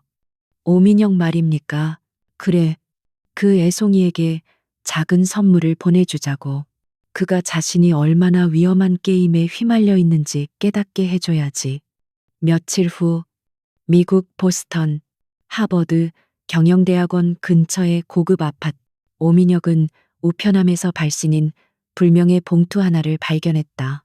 봉투 안에는 몇 장의 사진과 USB 하나가 들어 있었다. 사진들은 그가 라스베이거스 카지노에서 거액의 도박을 하는 모습, 마약 파티에 참석한 모습 등 그의 방탕한 사생활을 담고 있었다. 그리고 USB에는 그의 명의로 된 블루스카이 계좌가 불법 자금 세탁에 이용되었다는 명백한 증거들이 들어 있었다. 민혁은 사색이 되었다. 이 자료들이 공개되면 그는 학교에서 퇴학당하는 것은 물론이고 미국 연방수사국 FBI의 수사를 받게 될 수도 있었다. 그때 그의 휴대폰이 울렸다. 발신번호 표시 제한이었다. 여보세요. 민혁이 떨리는 목소리로 전화를 받았다. 오민혁 씨, 선물은 잘 받으셨나요? 변조된 기계음 목소리가 들려왔다. 너 누구야? 원하는 게 뭐야? 돈이야? 돈은 필요 없습니다. 우리가 원하는 건 진실입니다. 당신 누나, 오수진이 당신을 어떻게 이용했는지 알고 있습니까? 당신은 지금 국제적인 범죄 조직의 자금 세탁 책임자로 되어 있습니다. 이대로 가다간 당신 혼자 모든 죄를 뒤집어 쓰고 감옥에서 젊음을 썩히게 될 겁니다. 그럴 리가. 누나가 다 알아서 한다고 했는데 당신 누나는 당신을 보호막으로 쓰고 있을 뿐입니다. 만약 살고 싶다면 우리에게 협조하세요. 당신이 알고 있는 오션홀딩스의 비밀 장부 원본을 넘기세요. 그러면 정상 참작을 받을 수 있도록 도와주겠습니다. 전화는 끊겼다. 민혁은 공포에 질려 주저앉았다. 그는 누나에게 전화를 걸려다가 멈칫했다. 만약 저 사람 말대로 누나가 자신을 이용한 거라면 그는 누구도 믿을 수 없게 되었다. 서울, 수지는 자신의 사무실에서 초조하게 손톱을 물어뜯고 있었다. 동생 민혁에게서 연락이 두절되었다. 며칠째 전화를 받지 않았다. 불길한 예감이 엄습했다. 부사장님, 박 의원님께서 급히 찾으십니다. 오늘 저녁 식사 자리에 꼭 참석하라고 하셨습니다. 비서가 인터콤으로 알렸다. 알았다고 해. 수진이 짜증스럽게 대답했다. 일이 점점 꼬여가고 있었다. 자금 세탁은 마지막 단계에서 예상치 못한 기술적 오류로 지연되고 있었고 지원과의 이혼 합의도 지지부진했다. 게다가 믿었던 동생마저 연락이 안 되니 미칠 지경이었다. 그날 저녁 고급 한정식집 밀실. 박 의원은 수진을 보자마자 화를 냈다. 오, 부사장. 일 처리를 어떻게 하는 거야? 자금 세탁이 왜 아직도 안 끝났어? 그리고 그 언론사 기사 막느라 내가 얼마나 힘들었는지 알아? 자꾸 이런 식으로 하면 나도 더 이상 뒤를 봐줄 수가 없어. 수지는 고개를 숙였다. 죄송합니다. 의원님, 약간의 착오가 있었습니다. 곧 해결될 겁니다. 조금만 더 기다려 주십시오. 기다려? 내 인내심에도 한계가 있어. 이번 주 내로 모든 걸 깨끗하게 정리해. 안 그러면 자네랑 강 회장 둘 다 각오해야 할 거야. 박 의원의 협박에 수지는 등골이 서늘해졌다. 그녀는 더 이상 물러설 곳이 없었. 그녀는 결심했다. 지원을 더 강하게 압박해야 한다. 그리고 동생 문제는 직접 미국으로 가서 해결해야 할지도 모른다. 집으로 돌아온 수지는 태준에게 전화를 걸었다. 오빠, 지원 언니랑 이야기 좀 해봤어? 왜 아직도 도장을 안 찍는 거야? 모르겠어. 계속 생각할 시간을 달라고만 하고. 답답해 미치겠네. 안 되겠어. 내가 직접 만나봐야겠어. 내일 오빠 집으로 갈게. 단판을 지어야지. 당신이 그래도 될까? 괜히 더 긁어 부스럼 만드는 거 아니야? 오빠는 나 못 믿어. 내가 알아서 할게. 언니 같은 스타일은 강하게 나가야 겁을 먹고 포기한다고. 다음 날, 수지는 지원이 혼자 있을 시간을 노려 태준의 집을 방문했다. 지원은 정원에서 장미나무 가지를 치고 있었다. 그녀는 수진을 보고도 놀란 기색 없이 덤덤하게 맞이했다. 여긴 웬일이세요? 부사장님, 할 말이 있어서 왔어요. 언니, 아니, 이제 곧 남남이 될 테니 지원 씨라고 부를게요. 수지는 팔짱을 끼고 거만하게 지원을 내려다보았다. 무슨 할 말이 남으셨나요? 이미 변호사님 통해서 다 들었는데요. 최 변호사님이 너무 점잖게 말씀하신 것 같아서요. 지원 씨, 상황 파악이 아직 안 되시나 본데 지금 버틴다고 해서 달라질 건 아무것도 없어요. 태준 오빠 마음은 이미 떠났고 법적으로도 당신이 이길 확률은 제로예요. 그래서요? 지원은 전지가위를 내려놓고 수진을 똑바로 쳐다보았다. 그래서라니요? 5억 받고 조용히 떨어져 나가라는 소리잖아요. 그 돈이면 당신 같은 여자가 평생 만져보지도 못할 큰 돈이에요. 욕심 그만 부리고 주제 파악 좀 하세요. 지원은 피식 웃었다. 주제 파악이라. 그거 참 좋은 말이네요. 저도 부사장님께 그 말을 돌려드리고 싶어요. 당신은 지금 당신이 감당할 수 없는 너무 큰 판을 벌이고 있다는 생각 안 드세요? 수진의 눈썹이 꿈틀했다. 무슨 뜻이죠? 글쎄요. 하늘이 항상 푸르지만은 않다는 거. 가끔은 블루스카이에도 먹구름이 낄 수 있다는 거. 순간 수진의 안색이 하얗게 질렸다. 지원의 입에서 나온 블루스카이라는 단어는 그녀의 심장을 먹게 만들기에 충분했다. 이 여자가 그걸 어떻게 알지? 당신, 지금 무슨 소리를 하는 거야? 너무 놀라지 마세요. 그냥 요즘 날씨가 변덕스럽다는 이야기를 한 것뿐이에요. 지원은 다시 순진한 미소를 지어 보였다. 하지만 그 미소 뒤에는 날카로운 칼날이 숨겨져 있었다. 수지는 혼란스러웠다. 지원이 정말 알고 있는 건가? 아니면 우연히 내뱉은 말인가? 그녀는 더 이상 그 자리에 있을 수가 없었다. 헛소리 그만하고 도장이나 빨리 찍어요. 안 그러면 정말 후회하게 될 테니까. 그녀는 도망치듯 집을 빠져나갔다. 지원은 수진의 뒷모습을 보며 차갑게 중얼거렸다. 후회는 당신이 하게 될 거야. 오수진, 아주 뼈저리게.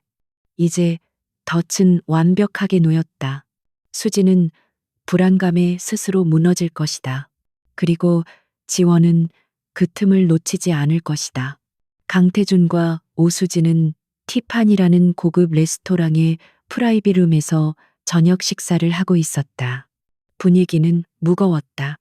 수진은 며칠 전 지원과의 만남 이후로 신경이 곤두서 있었다. 블루스카이라는 단어가 계속 그녀의 머릿속을 맴돌았다. 지원이 알고 있는 걸까?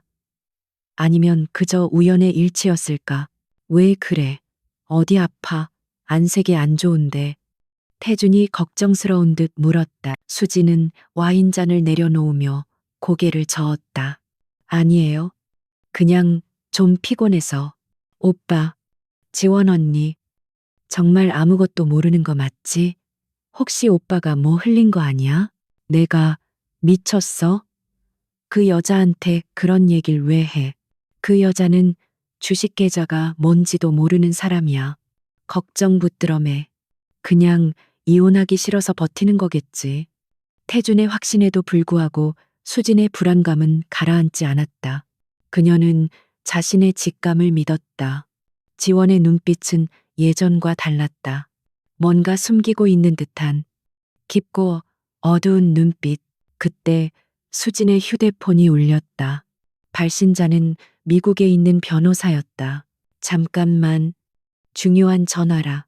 수진은 자리를 비우고 복도로 나갔다. 여보세요? 김 변호사님. 무슨 일이죠? 민혁이랑 연락은 됐나요? 수화기 너머에서 들려오는 변호사의 목소리는 다급했다. 부사장님, 큰일 났습니다. 민혁 도련님이 사라졌습니다. 뭐라고요? 사라지다니. 그게 무슨 소리예요? 기숙사에도 없고 학교에도 며칠째 나오지 않고 있습니다. 친구들 말로는 며칠 전부터 몹시 불안해 보였다고 합니다. 누군가에게 쫓기는 것 같았다고. 수진의 다리가 휘청거렸다. 그녀는 벽을 짚고 겨우 몸을 지탱했다. 민혁이 사라졌다. 그 말은 곧 그가 가지고 있는 블루스카이와 오션 홀딩스의 비밀 장부도 함께 사라졌다는 뜻이었다. 만약 그 장부가 잘못된 손에 들어간다면 당장 찾아내세요. 사람을 얼마나 쓰든 상관없으니까 무조건 찾아내라고요. 수지는 소리를 지르고 전화를 끊었다. 그녀의 손은 덜덜 떨리고 있었다. 누군가 그녀를 조여오고 있었다. 보이지 않는 적, 그 적이 누구인지 짐작조차 가지 않았다. 경쟁사 아니면 검찰? 설마 한지원? 아니, 그럴 리가 없다. 그 여자는 그런 능력이 없다. 그 시각 지원은 안전 가옥에서 민혁을 만나고 있었다. 겁에 질린 민혁은 NTS 요원들에 의해 보호받고 있었다. 누나가 정말 나를 이용한 건가요? 민혁은 믿을 수 없다는 듯 물었다. 지원은 그에게 수진과 태준의 대화 녹음 파일을 들려주었다. 민혁의 얼굴이 일그러졌다. 자신의 친누나가 자신을 범죄의 도구로, 필요하면 버릴 수 있는 방패막이로 생각했다는 사실에 그는 큰 충격을 받았다. 저는 감옥에 가기 싫어요. 제가 어떻게 하면 되죠? 협조해. 네가 가지고 있는 모든 자료를 넘기고 법정에서 증언해. 그러면 내가 정상 참작을 받을 수 있도록 최선을 다해 도와줄게. 네가 살 길은 그것뿐이야. 민혁은 떨리는 손으로 가방에서 외장 하드디스크 하나를 꺼내 지원에게 건넸다. 여기 다 있어요. 누나가 시켜서 만든 페이퍼 컴퍼니들, 자금 이동 경로, 비밀 장부 원본까지. 지원은 하드디스크를 받아들었다. 드디어 마지막 퍼즐 조각이 맞춰졌다. 이제 그녀의 손에는 JNS용 그룹을 무너뜨릴 수 있는 모든 무기가 쥐어져 있었다. 잘 생각했어. 넌 이제 안전해. 이분들이 널 보호해 줄 거야. 재판이 끝날 때까지 여기서 지내도록 해. 지원은 안전 가옥을 나와 밤하늘을 올려다보았다. 별들이 차갑게 빛나고 있었다. 이제 끝을 볼 시간이야. 그녀는 중얼거렸다. 다음 날 아침, 지원은 태준에게 전화를 걸었다. 여보, 나 결정했어요. 이혼할게요. 오늘 도장 찍을 테니 변호사 사무실에서 만나요. 태준은 뛸 듯이 기뻐했다. 그래? 잘 생각했어. 역시 당신은 현명한 여자야. 그래, 이따 보자고. 전화를 끊은 태준은 즉시 수진에게 이 소식을 알렸다. 수진은 민혁의 실종 때문에 정신이 없었지만 지원의 이혼 결정 소식에 잠시나마 안도의 한숨을 내쉬었다. 적어도 한 가지 골칫거리는 해결된 셈이었다. 오후 2시 최 변호사의 사무실, 태준과 수진, 그리고 지원이 한자리에 모였다. 지원은 여전히 수척하고 기운 없는 모습이었다. 그녀는 합의서 내용을 읽어보지도 않고 서명란에 도장을 찍었다. 잘 생각하셨습니다. 사모님, 최 변호사가 만족스러운 듯 말했다. 이제 이 서류를 법원에 제출하면 모든 절차가 마무리됩니다. 태주는 지원에게 위자료 5억 원이 입금된 통장을 건넸다. 그동안 고생 많았어. 이 돈으로 작은 가게라도 하나 차려서 잘 살아봐. 그의 말투에는 동정심보다는 귀찮은 짐을 덜어낸 홀가분함이 더 크게 묻어났다. 수지는 팔짱을 끼고 이 광경을 지켜보며 승리의 미소를 지었다. 결국 그녀가 이겼다. 이 멍청한 여자는 아무것도 모른 채 빈손으로 쫓겨나는 것이다. 지원 씨, 앞으로 건강하게 잘 지내요. 아, 그리고 혹시라도 나중에 우리한테 손 벌릴 생각은 하지 말고요. 우린 이제 남남이니까. 수지는 마지막까지 비아냥거리는 것을 잊지 않았다. 지원은 통장을 받아들고 천천히 일어섰다. 그리고 고개를 들어 두 사람을 바라보았다. 그 순간 그녀의 눈빛이 변했다. 더 이상 약하고 순종적인 여자의 눈빛이 아니었다. 두 분, 정말 행복해 보이시네요. 지원이 차분하게 말했다. 부디 그 행복이 오래 가기를 바랄게요. 특히 내일 법원에서도 그 웃음을 잃지 않으셨으면 좋겠네요. 내일 법원, 그게 무슨 소리야? 우리 이혼 재판은 다음 주잖아? 태준이 의아해하며 물었다. 아, 제가 말씀 안 드렸나요? 내일은 이혼 재판이 아니라 다른 재판이 열릴 예정이거든요. 두 분이 주인공인 아주 특별한 재판이죠. 수진의 표정이 굳어졌다. 무슨 헛소리를 하는 거야? 지원은 가방에서 봉투 하나를 꺼내 테이블 위에 올려놓았다. 그것은 법원에서 발부한 소환장이었다. 피고인 강태준, 오수진, 혐의, 특정 경제 범죄가 중처벌 등에 관한 법률 위반 횡령, 배임, 자본시장법 위반, 조세범 처벌법 위반, 뇌물공여. 태준과 수지는 소환장을 보고 경악했다. 이게 뭐야? 네가 이걸 어떻게? 태준이 말을 더듬었다. 제가 말씀드렸잖아요. 저는 내조를 아주 열심히 했다고. 남편이 무슨 일을 하고 다니는지, 누구를 만나는지, 돈을 어디에 숨기는지 꼼꼼하게 기록하고 관리했죠. 아, 그리고 오 부사장님 동생분, 민혁 씨도 안부를 전해달라고 하더군요. 누나 덕분에 좋은 경험했다고요. 수진의 얼굴이 사색이 되었다.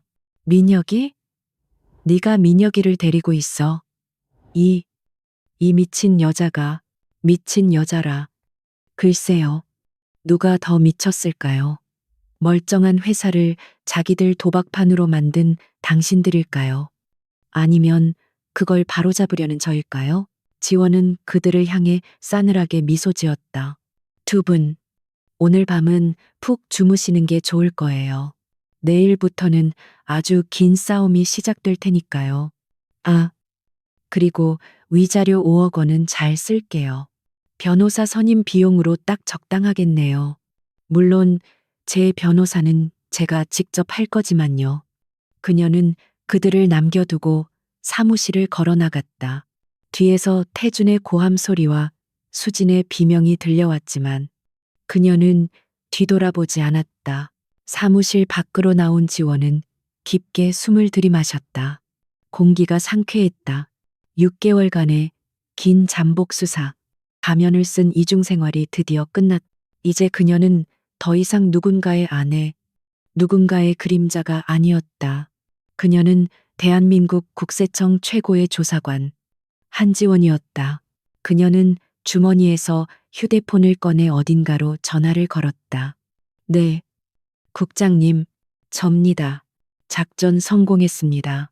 네, 내일 아침 바로 영장 집행하겠습니다. 지원 병력 대기시켜 주십시오. 통화를 마친 그녀는 하늘을 올려다보았다. 먹구름이 걷히고 파란 하늘이 드러나고 있었다. 블루스카이. 진짜 푸른 하늘이 그녀를 기다리고 있었다. 그날 밤은 태준과 수진에게 지옥과도 같았다. 소환장을 받은 그들은 즉시 자신들의 인맥을 총동원해 상황을 파악하려 했지만 돌아오는 대답은 하나같이 절망적이었다. 박 의원조차 전화를 받지 않았다. 이미 손을 쓴 것이 분명했다. 어떻게 이럴 수가 있지? 그 조용하던 여자가 태주는 머리를 감싸 쥐고 중얼거렸다. 그는 자신의 오판이 얼마나 끔찍한 결과를 초래했는지 뼈저리게 느끼고 있었다. 수지는 분노와 공포에 사로잡혀 방 안을 서성거렸다. 민혁이가 배신했어. 그 멍청한 놈이. 내가 그렇게 경고했는데 그녀는 와인잔을 벽에 던져 산산조각 냈다. 한지원, 이 교활한 년, 날 속였어. 처음부터 다 알고 있었던 거야. 그 순진한 척하던 연기에 우리가 완전히 놀아났어. 이제 어떡하지? 내일 아침이면 검찰이 들이닥칠 텐데. 태주는 완전히 패닉 상태였다. 수지는 이를 악물었. 아직 끝나지 않았어. 우리에겐 최고의 변호인단이 있고 빠져나갈 구멍은 얼마든지 있어. 증거 불충분으로 몰고 가거나 민혁이 진술의 신빙성을 공격하면 돼. 그리고 최악의 경우엔 당신이 모든 걸 뒤집어 쓰는 수밖에 없어. 뭐라고? 내가 왜? 모든 계획은 당신이 짰잖아. 당신이 회장이잖아. 최종 결재권자라고. 내가 시켰다고 해봤자 누가 믿어주겠어? 게다가 나는 임신 중이라고 하면 정상 참작을 받을 수도. 임신, 당신 지금 무슨 소리를 하는 거야? 임신이라니. 거짓말이야. 멍청아, 일단 시간을 벌어야 할 거 아니야. 수지는 태준을 경멸하듯 쳐다보았다.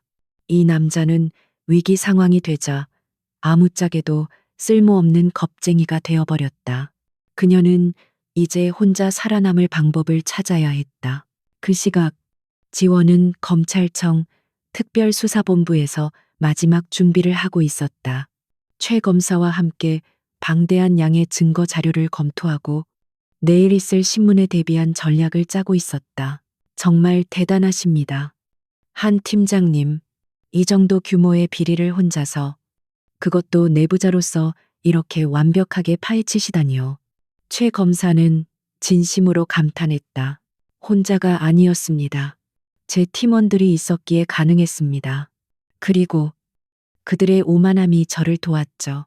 그들은 자신들이 너무 높이 있어서 아무도 건드릴 수 없다고 착각했습니다. 지원은 창밖을 바라보았다. 동이 트고 있었다. 새로운 하루, 심판의 날이 밝아오고 있었다.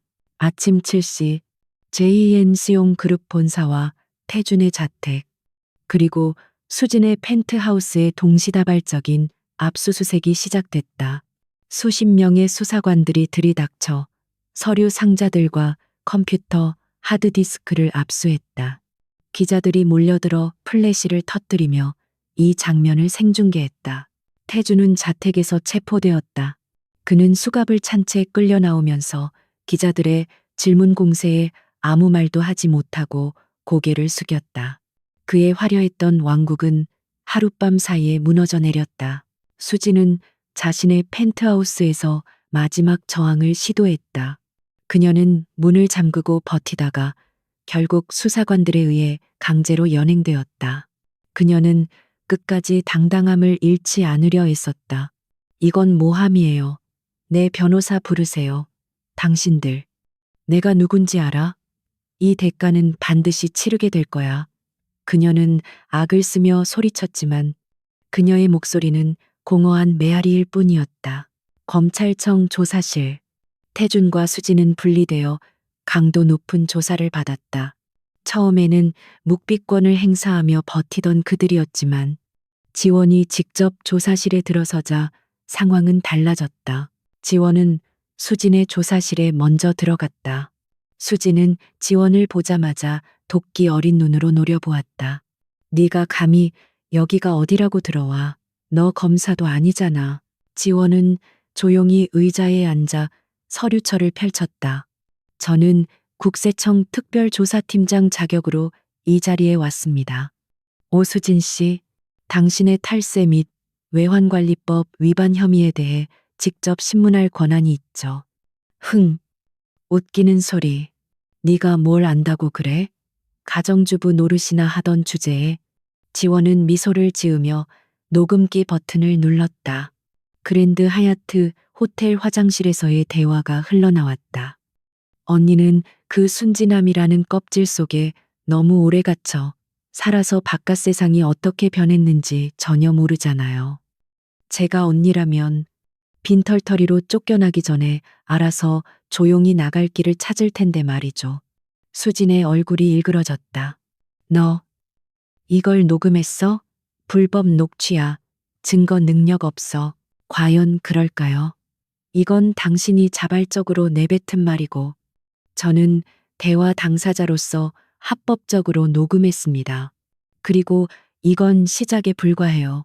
지원은 또 다른 버튼을 눌렀다. 이번에는 태준과 수진의 미래 장면이 담긴 영상이었다. 그들이 박 의원에게 뇌물을 건네는 장면이 고스란히 찍혀 있었다. 이건 어떻게? 수진은 말을 잇지 못했다. 당신이 선물이라며 태준 씨에게 준 그 고급 시계. 기억나나요? 거기엔 초소형 카메라와 도청 장치가 내장되어 있었죠. 당신이 직접 호랑이 굴에 카메라를 설치해 준 꼴이 됐네요. 수지는 절망했다. 그녀의 모든 계획, 모든 야망이 이 여자 앞에서 철저하게 발가벗겨졌다. 그녀가 그토록 무시했던 순진한 가정주부에게 완벽하게 패배한 것이다. 당신 정말 무서운 여자였구나. 수진이 힘없이 중얼거렸다. 아니요. 저는 그저 제 일을 했을 뿐입니다. 세금은 정직하게 내야죠. 오수진 씨. 그리고 남의 것을 탐낼 때는 그만한 대가를 치를 각오를 했어야죠. 지원은 조사실을 나왔다. 옆방에서는 태준이 이미 모든 혐의를 인정하고 자백하고 있었다. 그는 수진이 모든 것을 주도했다고 주장하며 자신은 이용당했을 뿐이라고 읍소하고 있었다. 그들의 사랑은 위기 앞에서 너무나도 쉽게 바스러졌다. 그날 저녁, 지원은 뉴스 속보를 지켜보았다. 진수용 그룹 회장 부부, 수천억 원대 횡령 및 배임 혐의로 구속, 정관계 로비 의혹 일파만파. 화면에는 수갑을 찬 태준과 수진의 모습이 모자이크 처리되어 나오고 있었다. 그녀는 와인 한 잔을 따랐다. 이번에는 진짜 축배였다. 길고 외로운 싸움이 끝났다. 그녀는 승리했다. 하지만 가슴 한구석이 씁쓸한 것은 어쩔 수 없었다. 그녀가 사랑했던 남자, 그녀가 믿었던 결혼 생활은 모두 거짓이었음이 만천하에 드러났기 때문이었다. 휴대폰이 울렸다. 민혁이었다. 팀장님, 저 뉴스 봤어요. 누나랑 매형. 정말 그렇게 된 건가요? 그래, 내 덕분에 수사가 훨씬 수월했어. 고맙다. 민혁아, 힘든 결정이었을 텐데. 아니에요. 저야말로 팀장님 덕분에 살았는걸요. 저 누나 면회 가봐도 될까요? 그래도 하나뿐인 누나인데 그건 내 자유야. 하지만 당분간은 언론의 관심이 뜨거우니 조심하는 게 좋을 거야. 그리고 내 재판 준비도 소홀히 하지 마. 내가 약속한 대로 최대한 선처받을 수 있도록 힘쓸게. 네, 알겠습니다. 정말 감사합니다. 팀장님. 전화를 끄는 지원은 창가에 섰다. 도시의 불빛이 아래에서 반짝이고 있었다. 그녀는 이제 새로운 시작을 앞두고 있었다. 국세청장으로부터 승진 제안을 받았고 더 큰 권한과 책임을 맡게 될 것이다. 하지만 그녀는 알고 있었다. 권력은 달콤하지만 위험한 독배와 같다는 것을. 그녀는 태준과 수진처럼 되지 않기 위해 끊임없이 자신을 경계하고 채찍질해야 할 것이다. 이제 진짜 내 인생을 살 시간이야. 지원은 자신에게 다짐했다. 그녀는 더 이상 누군가의 아내로, 그림자로 살지 않을 것이다. 그녀는 자신의 이름으로, 자신의 능력으로 세상에 당당히 맞설 것이다. 며칠 뒤 열린 첫 공판. 법정은 기자들과 방청객들로 인산인해를 이루었다. 피고인석에 앉은 태준과 수진은 수의를 입고 초췌한 모습이었다. 그들의 오만했던 눈빛은 사라지고 불안과 공포만이 남아 있었다. 검사 측 증인으로 지원이 입장했다. 그녀는 단정한 정장 차림으로 당당하게 증인석에 앉았다. 카메라 플래시가 쏟아졌지만 그녀는 눈 하나 깜짝하지 않았다. 증인, 피고인들과 어떤 관계입니까? 검사가 물었다. 피고인 강태준의 전 부인이자 본 사건을 수사한 국세청 특별조사팀장 한지원입니다. 그녀의 또렷한 목소리가 법정 안에 울려 퍼졌다. 방청석에서 웅성거리는 소리가 들렸다. 재벌가 사모님이 사실은 국세청 비밀 요원이었다는 사실은 세간의 엄청난 관심을 끌기에 충분했다. 지원은 차분하게 증언을 이어갔다. 그녀가 수집한 증거들, 그들의 범죄 행각, 그리고 그들이 어떻게 법망을 피해왔는지 낱낱이 밝혔다. 그녀의 증언은 너무나 구체적이고 논리적이어서 변호인단조차 반박할 엄두를 내지 못했다. 수지는 증언하는 지원을 멍하니 바라보았다. 그녀는 비로소 깨달았다. 자신이 건드린 상대가 얼마나 거대한 존재였는지. 그녀는 자신이 비웃었던 그 순진함이 사실은 가장 무서운 무기였음을 뼈저리게 후회했다. 재판장의 마지막 질문이 이어졌다. 증인, 마지막으로 하고 싶은 말이 있습니까? 지원은 잠시 침묵했다가 입을 열었다. 저는 이 자리에 복수심으로 선 것이 아닙니다. 저는 그저 제가 믿는 정의를 실현하기 위해 그리고 성실하게 살아가는 대다수의 납세자들을 대신하여 이 자리에 섰습니다. 법이 만인에게 평등하다는 것을, 돈과 권력으로도 살 수 없는 가치가 있다는 것을 이 재판을 통해 보여주시기를 간곡히 부탁드립니다. 법정 안에 숙연한 정적이 흘렀다. 재판장은 고개를 끄덕였다. 지원이 증언을 마치고 걸어 나올 때 방청석 어딘가에서 작은 박수 소리가 들려왔다. 곧이어 그 소리는 커져 법정 전체를 가득 메웠다. 그것은 그녀의 용기와 신념에 보내는 찬사였다. 법원 밖으로 나온 지원은 쏟아지는 햇살을 맞았다. 눈이 부셨지만 그녀는 피하지 않았다. 그녀의 앞길에는 이제 그 어떤 그늘도 없을 것이다. 그녀는 자유로웠고 강했고 그리고 아름다웠다. Vâng, tôi sẽ viết lại chương 8 với trọng tâm sâu hơn vào diễn biến phiên tòa, các màn đấu trí pháp lý và tâm lý của các nhân mêu, đảm bảo độ dài và chi tiết cần thiết. Đồng thời, chưa vội đi đến kết an để dành cho các chương sau. Tiếp tục chương 8, 서울중앙지방법원 서관 417호 대법정. 아픈 일은 아침부터 아수라장이었다. 대한민국 재계 순위 10위권의 JINC용 그룹 회장 부부의 첫 공판을 취재하기 위해 몰려든 내외신 기자들. 그리고 그들의 엄벌을 촉구하는 시민단체 회원들이 뒤엉켜 발디딜 틈조차 없었다. 이번 재판은 단순한 경제사범에 대한 처벌을 넘어 유전무죄, 무전유죄라는 해묵은 관행이 깨질 수 있을지를 가늠하는 시험대였다. 법정 내부는 팽팽한 긴장감으로 가득 찼다. 방청석은 추첨 경쟁률 100대 1을 뚫고 들어온 시민들로 만석이었다.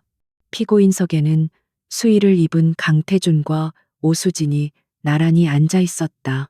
한때 대한민국에서 가장 화려한 커플이었던 그들은 이제 서로 눈길조차 주지 않는 남보다 못한 사이가 되어 있었다. 태주는 초췌한 얼굴로 바닥만 응시했고 수지는 여전히 도끼 어린 눈으로 재판부와 검사석을 노려보고 있었다. 재판장이 개정을 선언하자 검찰 측은 공소 사실을 낭독했다. 특정 경제범죄가 중처벌법상 횡령 및 배임, 자본시장법 위반, 뇌물공여, 조세 포탈 등 적용된 혐의만 10여 가지에 달했. 횡령 금액은 5천억 원, 탈세액은 2천억 원이 넘는 천문학적인 액수였다. 방청석 곳곳에서 탄식과 분노의 웅성거림이 터져나왔다. 하지만 피고인 측 변호인단은 만만치 않았다. 국내 최대 로펌 태평양의 에이스들로 구성된 그들은 첫 단계부터 검찰의 핵심 증거를 무력화하려 시도했다. 수석 변호인 김 변호사가 자신만만하게 일어섰다. 재판장님, 본 변호인은 검찰 측이 제출한 핵심 증거인 녹취 파일과 비밀 장부의 증거 능력을 부인합니다. 이 증거들은 적법한 절차를 거치지 않고 수집된 이른바 독수독과 독이 든 나무에서 열린 열매에 해당합니다. 위법하게 수집된 증거는 유죄의 증거로 삼을 수 없다는 형사소송법의 대원칙을 지켜주십시오. 그는 한지원이 호텔 화장실과 자택에서 몰래 녹음한 파일들이 사생활 침해이며 통신비밀보호법 위반이라고 주장했다. 또한 오민혁이 제출한 비밀장부 역시 강압에 의한 것이라며 몰아세웠다. 법정 안의 분위기가 술렁였다. 만약 이 주장이 받아들여진다면 재판의 판도가 완전히 뒤집힐 수도 있는 위험한 상황이었다. 이때 검찰 측 핵심 증인으로 한지원이 증언대에 섰다. 그녀는 단정한 감색 정장 차림으로 흔들림 없는 차분한 태도를 유지했다. 수지는 증인석에 앉은 지원을 보자 입술을 잘근 깨물었다. 증인, 호텔 화장실에서의 대화 녹음은 상대방 동의 없이 이루어진 것 아닙니까? 김 변호사가 날카롭게 신문했다. 아닙니다. 당시 대화는 저와 피고인 오수진 씨 두 사람 간에 이루어졌습니다. 통신비밀보호법은 타인 간의 대화를 녹음하는 것을 금지할 뿐 대화 당사자가 직접 녹음하는 것은 불법이 아닙니다. 또한 그 장소는 공공장소인 호텔 화장실이었고 저는 저를 보호하기 위한 방어 수단으로 녹취를 했습니다. 지원은 정확한 법률 지식을 바탕으로 또박또박 반박했다. 좋습니다. 그렇다면 자택 안방에 설치한 도청 장치는 어떻게 설명하실 겁니까? 부부 사이라 하더라도 엄연한 사생활 침해입니다. 그것은 도청 장치가 아니라 집안 방범용으로 설치된 CCTV의 오디오 녹음 기능이었습니다. 해당 CCTV는 남편인 피고인 강태준의 동의하에 설치된 것이므로 법적으로 문제가 없습니다. 지원은 태준이 과거에 무심코 서명했던 보안업체 계약서 사본을 증거로 제시했다. 김 변호사의 얼굴이 일그러졌다. 지원은 그들이 빠져나갈 모든 구멍을 미리 예상하고 철저하게 대비해 두었던 것이다. 그녀의 치밀함에 변호인단은 당황하기 시작했다. 이어진 증인 신문에서 가장 극적인 장면이 연출되었다. 미국에서 귀국한 오민혁이 증인으로 출석한 것이다. 수의를 입은 누나를 본 민혁의 눈시울이 붉어졌지만 그는 굳은 결심을 한 듯 입술을 굳게 다물었다. 증인, 피고인 오수진의 지시로 페이퍼 컴퍼니 블루스카이를 설립하고 자금을 세탁한 것이 사실입니까? 검사가 물었다. 네, 사실입니다. 민혁이 떨리는 목소리로 대답했다. 누나가 유학 자금을 대주는 조건으로 제 명의를 빌려달라고 했습니다. 처음에는 단순한 절세 목적이라고 했지만 나중에는 불법 비자금이라는 것을 알게 되었습니다. 제가 그만두겠다고 하자 누나는 지원을 끊고 저를 매장시키겠다고 협박했습니다. 수진이 이성을 잃고 벌떡 일어났다. 야, 오민혁, 네가 어떻게 나한테 이럴 수 있어. 내가 널 어떻게 키웠는데. 저거 다 거짓말이에요. 저 녀석이 도박빚 때문에 먼저 제안한 거라고요. 피고인은 정숙하세요. 계속 소란을 피우면 퇴정 조치하겠습니다. 재판장이 엄중히 경고했다. 교도관들에 의해 자리에 앉혀진 수지는 억울함과 분노로 몸을 떨며 흐느꼈다. 가장 믿었던 혈육의 배신은 그녀에게 그 어떤 형벌보다 더 큰 고통을 안겨주었다. 지원은 이 비극적인 남매의 모습을 씁쓸하게 지켜보았다. 탐욕이 가족마저 파괴해버린 현장이었다. 다음은 태준의 차례였다. 그는 살기 위해 수진을 철저히 짓밟는 길을 택했다. 존경하는 재판장님, 저는 정말 아무것도 몰랐습니다. 회사 자금 운용과 관련된 정권은 오수진 부사장에게 위임되어 있었습니다. 저는 그녀를 믿었고 그녀가 가져오는 서류에 사인만 했을 뿐입니다. 저는 그녀의 꼭두각시였습니다. 억울합니다.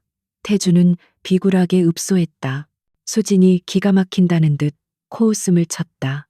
하, 꼭두각시? 당신이 박 의원 만나서 뇌물 줄 때 얼마나 좋아했는지 잊었어. 당신 입으로 그랬잖아. 대한민국 돈은 다 우리 거라고 이제 와서 발뺌하는 거야? 이 비겁한 인간. 두 피고인은 법정에서 서로를 향해 추악한 비난을 퍼부었다. 그들의 사랑이라 포장되었던 불륜 관계는 위기 앞에서 너무나 쉽게 그리고 추잡하게 바스러졌다. 방청객들은 그들의 민낯에 혀를 찼다. 마지막으로 검찰 측은 한지원을 다시 증인석에 세워 최종 진술을 요청했다. 이번 재판의 의미를 정리하는 중요한 순간이었다. 증인, 피고인들의 범죄 사실을 가장 가까이에서 지켜본 사람으로서 마지막으로 하고 싶은 말이 있습니까? 검사가 물었다. 지원은 잠시 숨을 고르고 방청석과 재판부를 천천히 둘러보았다. 저는 지난 5년 동안 JIN 시용이라는 거대한 성 안에서 살았습니다. 겉으로 보기에 그 성은 화려하고 견고해 보였지만 그 안은 썩어 들어가고 있었습니다. 피고인들은 자신들이 쌓아 올린 부와 권력이 영원할 것이라고 믿었을 것입니다. 그래서 법과 원칙을 무시하고 수많은 소액 주주들과 하청업체들의 피눈물을 외면했습니다. 그녀의 목소리는 차분했지만 법정 전체를 압도하는 힘이 있었다. 이 재판은 단순히 두 개인의 일탈을 단죄하는 자리가 아닙니다. 돈이면 다 된다는 잘못된 신화에 경종을 울리고 무너진 사회 정의를 다시 세우는 자리여야 합니다. 그들이 비웃었던 성실함과 정직함이 결국에는 승리한다는 것을 판결로서 증명해 주시기를 간곡히 부탁드립니다. 지원의 증언이 끝나자 법정 안에는 잠시 숙연한 정적이 흘렀다. 여기저기서 훌쩍이는 소리도 들렸다. 재판장조차 깊은 인상을 받은 듯 고개를 끄덕였다. 장장 10시간에 걸친 마라톤 재판이 끝났다.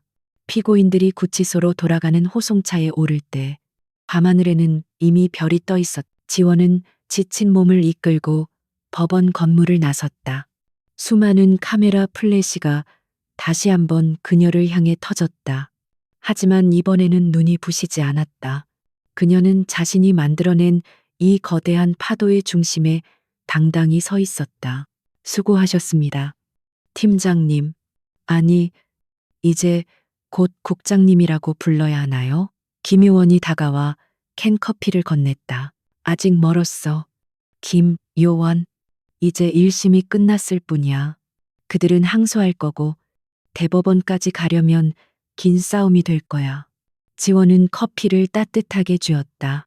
그래도 오늘 승기는 확실히 잡았습니다. 태중과 수진이 서로 물어뜯는 꼴을 보셨잖습니까? 자중질환이 일어났으니 방어벽은 곧 무너질 겁니다. 그래, 그들의 탐욕이 결국 그들 자신을 파멸로 이끈 거지. 지원은 밤하늘을 올려다보았다. 길고 긴 하루였다. 하지만 그녀의 마음 속에는 알 수 없는 평온함이 찾아왔다. 그것은 자신이 옳은 일을 했다는 확신에서 오는 평화였다. 그녀는 이제 더 이상 그림자 속에 숨어 울던 유약한 아내가 아니었다. 그녀는 빛 속으로 걸어 나온 승리자였다. 선고 공판이 열리는 날 아침, 서울 하늘은 잿빛 구름으로 뒤덮여 있었다. 마치 곧 쏟아질 폭풍우를 예고하는 듯했다. 법원 앞은 지난번보다 더 많은 인파로 북적였다. 이번 사건의 판결은 단순히 두 개인에 대한 처벌을 넘어 대한민국 사회의 정의가 살아있는지를 가늠하는 척도가 될 터였다. 지원은 담담한 표정으로 법정에 들어섰다. 그녀는 오늘 검은색 정장을 입었다. 마치 과거의 자신, 그리고 한때 사랑했던 남자에 대한 장례식을 치르는 기분이었다. 재판장이 판결문을 낭독하기 시작했다. 긴장감이 감도는 법정 안에 그의 목소리만이 엄숙하게 울려 퍼졌다. 피고인 강태주는 JNC온 그룹의 총수로서 기업의 사회적 책임을 망각하고 개인의 사리사욕을 위해 회사 돈을 횡령하고 주가를 조작하여 시장 경제 질서를 심각하게 교란시켰다. 또한 범행을 부인하며 반성의 기미를 보이지 않고 책임을 회피하려 한 점 등 죄질이 매우 불량하다. 이에 피고인 강태준에게 징역 15년 및 벌금 500억 원을 선고한다. 태준은 비틀거렸다. 15년. 그의 인생에서 가장 황금 같은 시기를 감옥에서 보내야 한다는 사실이 믿기지 않는 듯했다. 그는 망연자실한 표정으로 허공을 응시했다. 피고인 오수진은 자신의 전문 지식을 악용하여 치밀하고 계획적인 범죄를 설계하고 주도하였다. 특히 친동생까지 범죄에 끌어들여 도구로 이용하는 등 반인륜적인 행태를 보였다. 다만 범행의 일부를 자백하고 수사에 협조한 점을 참작하여 징역 12년 및 추징금 300억 원을 선고한다. 수진은 입술을 깨물어 피가 맺혔다. 그녀는 판결을 받아들일 수 없다는 듯 재판장을 노려보았다. 하지만 그녀가 할 수 있는 건 아무것도 없었다. 포승줄에 묶인 채 교도관들에게 이끌려 나가는 그녀의 뒷모습은 초라하기 그지없었다. 지원은 그들이 퇴장하는 모습을 끝까지 지켜보았다. 승리의 기쁨보다는 무거운 책임감이 가슴을 짓눌렀다. 정의는 실현되었지만 그 과정에서 너무 많은 상처가 남았다. 법정을 나온 지원을 수많은 기자들이 에워쌌다. 한 팀장님, 판결 결과에 만족하십니까? 앞으로의 계획은 어떻게 되십니까? 국세청장 승진설이 돌고 있는데 사실입니까? 지원은 쏟아지는 질문 공세에 잠시 침묵했다가 마이크 앞으로 다가섰다. 오늘의 판결은 끝이 아니라 시작입니다. 우리 사회 곳곳에 만연한 부패와 비리를 뿌리 뽑기 위해서는 아직 갈 길이 멉니다. 저는 앞으로도 제 자리에서 묵묵히 제 할 일을 다할 것입니다. 국민 여러분께서도 지속적인 관심과 감시를 부탁드립니다. 그녀는 짧지만 강렬한 메시지를 남기고 자리를 떴다. 그녀의 단호한 눈빛과 당당한 태도는 TV를 통해 전 국민에게 생중계되었다. 사람들은 그녀에게서 새로운 희망을 보았다. 며칠 후 지원은 오민혁을 만났다. 그는 출국을 앞두고 있었다. 누님, 아니, 팀장님, 정말 감사했습니다. 팀장님 덕분에 새 삶을 살 기회를 얻었어요. 미국 돌아가면 정말 열심히 살겠습니다. 다시는 이런 어리석은 짓 하지 않을게요. 민혁은 진심으로 고개 숙여 사과했다. 지원은 그의 어깨를 두드려 주었다. 그래, 가서 건강하게 잘 지내. 네가 올바르게 사는 게 나에게 보답하는 길이야. 그리고 가끔은 누나 면회도 가지고 밉더라도 핏줄이잖아. 민혁은 눈물을 글썽이며 고개를 끄덕였다. 그는 지원에게서 친누나에게서도 느껴보지 못한 따뜻한 정을 느꼈다. 그날 오후 지원은 국세청장실로 불려갔다. 신임 국세청장이 그녀를 기다리고 있었다. 한지원 팀장. 아니, 이제 한지원 국장이라고 불러야겠군요. 축하합니다. 이번 인사에서 반부 폐수사국장으로 발령났습니다. 감사합니다. 청장님. 하지만 제가 감당하기엔 너무 무거운 자리인 것 같습니다. 지원은 더 이상 사양하지 않았다. 이것은 그녀에게 주어진 운명과도 같은 소명이었다.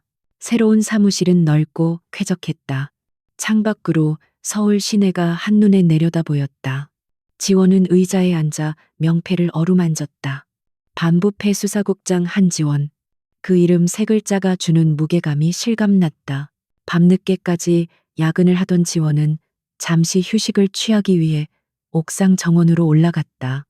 시원한 밤바람이 그녀의 뜨거운 머리를 식혀주었다. 저 멀리 남산타워의 불빛이 보였다.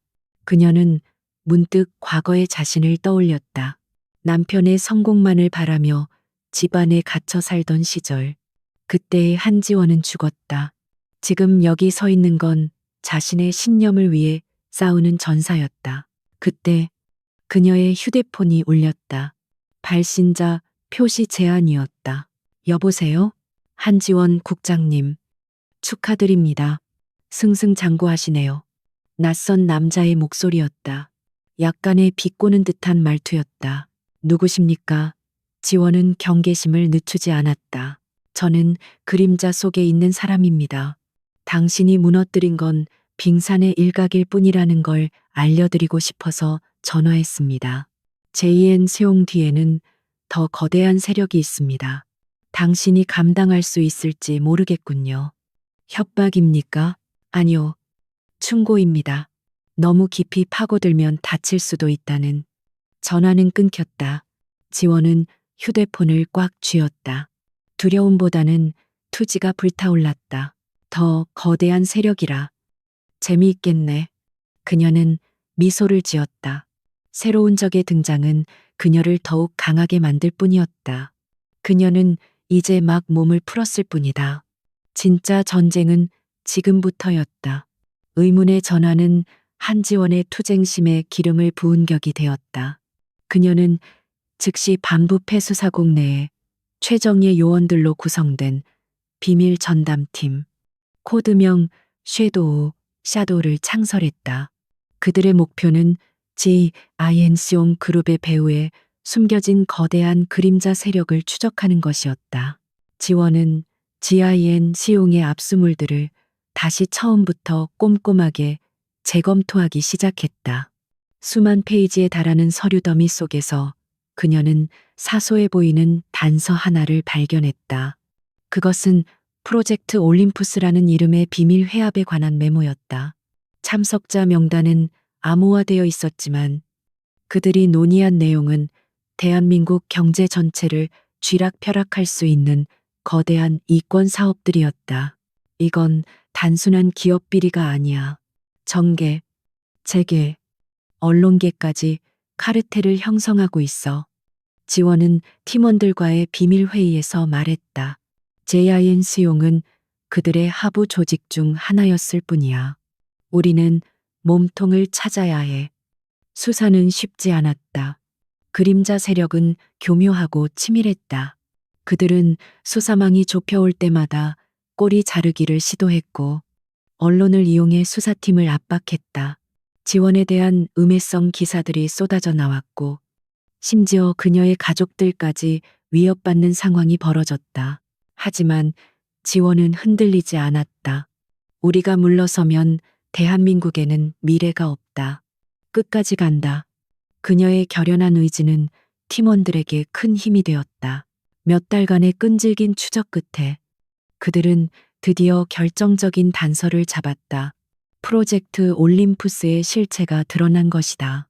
그것은 전직 대통령의 비자금을 관리하던 비밀 조직이었고 그 정점에는 현직 여당 실세인 김 의원이 있었다. 그는 자신의 정치적 야망을 위해 재벌들과 결탁하여 막대한 불법 자금을 조성하고 있었던 것이다. 지원은 김 의원을 소환 조사하기로 결정했다. 대한민국 역사상 현직 실세 의원을 그것도 이렇게 거대한 비리 혐의로 소환하는 것은 처음 있는 일이었다. 정치권의 엄청난 반발이 예상되었지만 그녀는 주저하지 않았다. 이게 다 조작된 거야. 함정 수사야. 그가 고함을 질렀다. 조작인지 아닌지는 법정에서 가려지겠죠. 하지만 국민들은 이미 진실을 알고 있습니다. 김 의원에 대한 구속영장이 청구되었고 법원은 이를 발부했다. 현직 실세 의원의 구속은 대한민국 사회에 엄청난 충격을 주었다. 그림자 세력은 와해되기 시작했고 그동안 숨죽이고 있던 양심적인 내부 고발자들이 잇따라 나타나 그들의 비리를 폭로했다. 교도소 접견실. 태주는 많이 늙고 초라해져 있었다. 그의 눈빛에서는 과거의 오만함은 찾아볼 수 없었고 깊은 회연만이 남아 있었다. 잘 지냈어. 태준이 힘겹게 입을 열었다. 네. 덕분에요. 당신은 건강은 어때요? 태준은 고개를 떨구고 눈물을 흘렸다. 지원은 그의 눈물을 담담하게 바라보았다. 후회해도 소용없다는 거 알잖아요. 그냥 거기서 죗값 다 치르고 남은 인생은 부끄럽지 않게 살아요. 그게 당신이 할 수 있는 최선이에요. 그래. 알았어. 명심할게. 와줘서 고마워. 지원은 자리에서 일어났다. 이번에는 정말 마지막이었다. 그녀는 가벼운 마음으로 접견실을 나섰다. 서울로 돌아온 지원은 다시 일상으로 복귀했다. 그녀의 책상 위에는 여전히 처리해야 할 사건 파일들이 산더미처럼 쌓여 있었다. 하지만 그녀는 지치지 않았다. 그녀에게는 지켜야 할 신념이 있었고 함께하는 동료들이 있었기에 어느 날 퇴근길 지원은 우연히 서점 앞을 지나다가 진열대에 놓인 책 한 권을 보았다. 제목은 침묵의 힘, 세상을 바꾼 여성들의 이야기. 표지에는 그녀의 얼굴이 그려져 있었다. 그녀는 책을 집어들고 피식 웃었다. 세상을 바꿨다니 너무 거창하네. 하지만 그녀는 알고 있었다. 자신의 작은 용기가 나비 효과처럼 퍼져나가 거대한 변화를 만들어냈다는 것을, 그리고 그 변화는 아직 현재 진행형이라는 것을. 지원은 밤하늘을 올려다보았다. 수많은 별들이 반짝이고 있었다. 어둠이 깊을수록 별은 더 밝게 빛난다. 그녀는 이 어두운 세상에서 스스로 빛을 내는 별이 되기로 다짐했다. 그녀는 다시 발걸음을 재촉했다. 내일은 또 어떤 사건이 그녀를 기다리고 있을지 기대하며 그녀의 삶은 이제 온전히 그녀의 것이었다. 그리고 그녀의 이야기는 여기서 끝이 아니라 또 다른 시작이었다.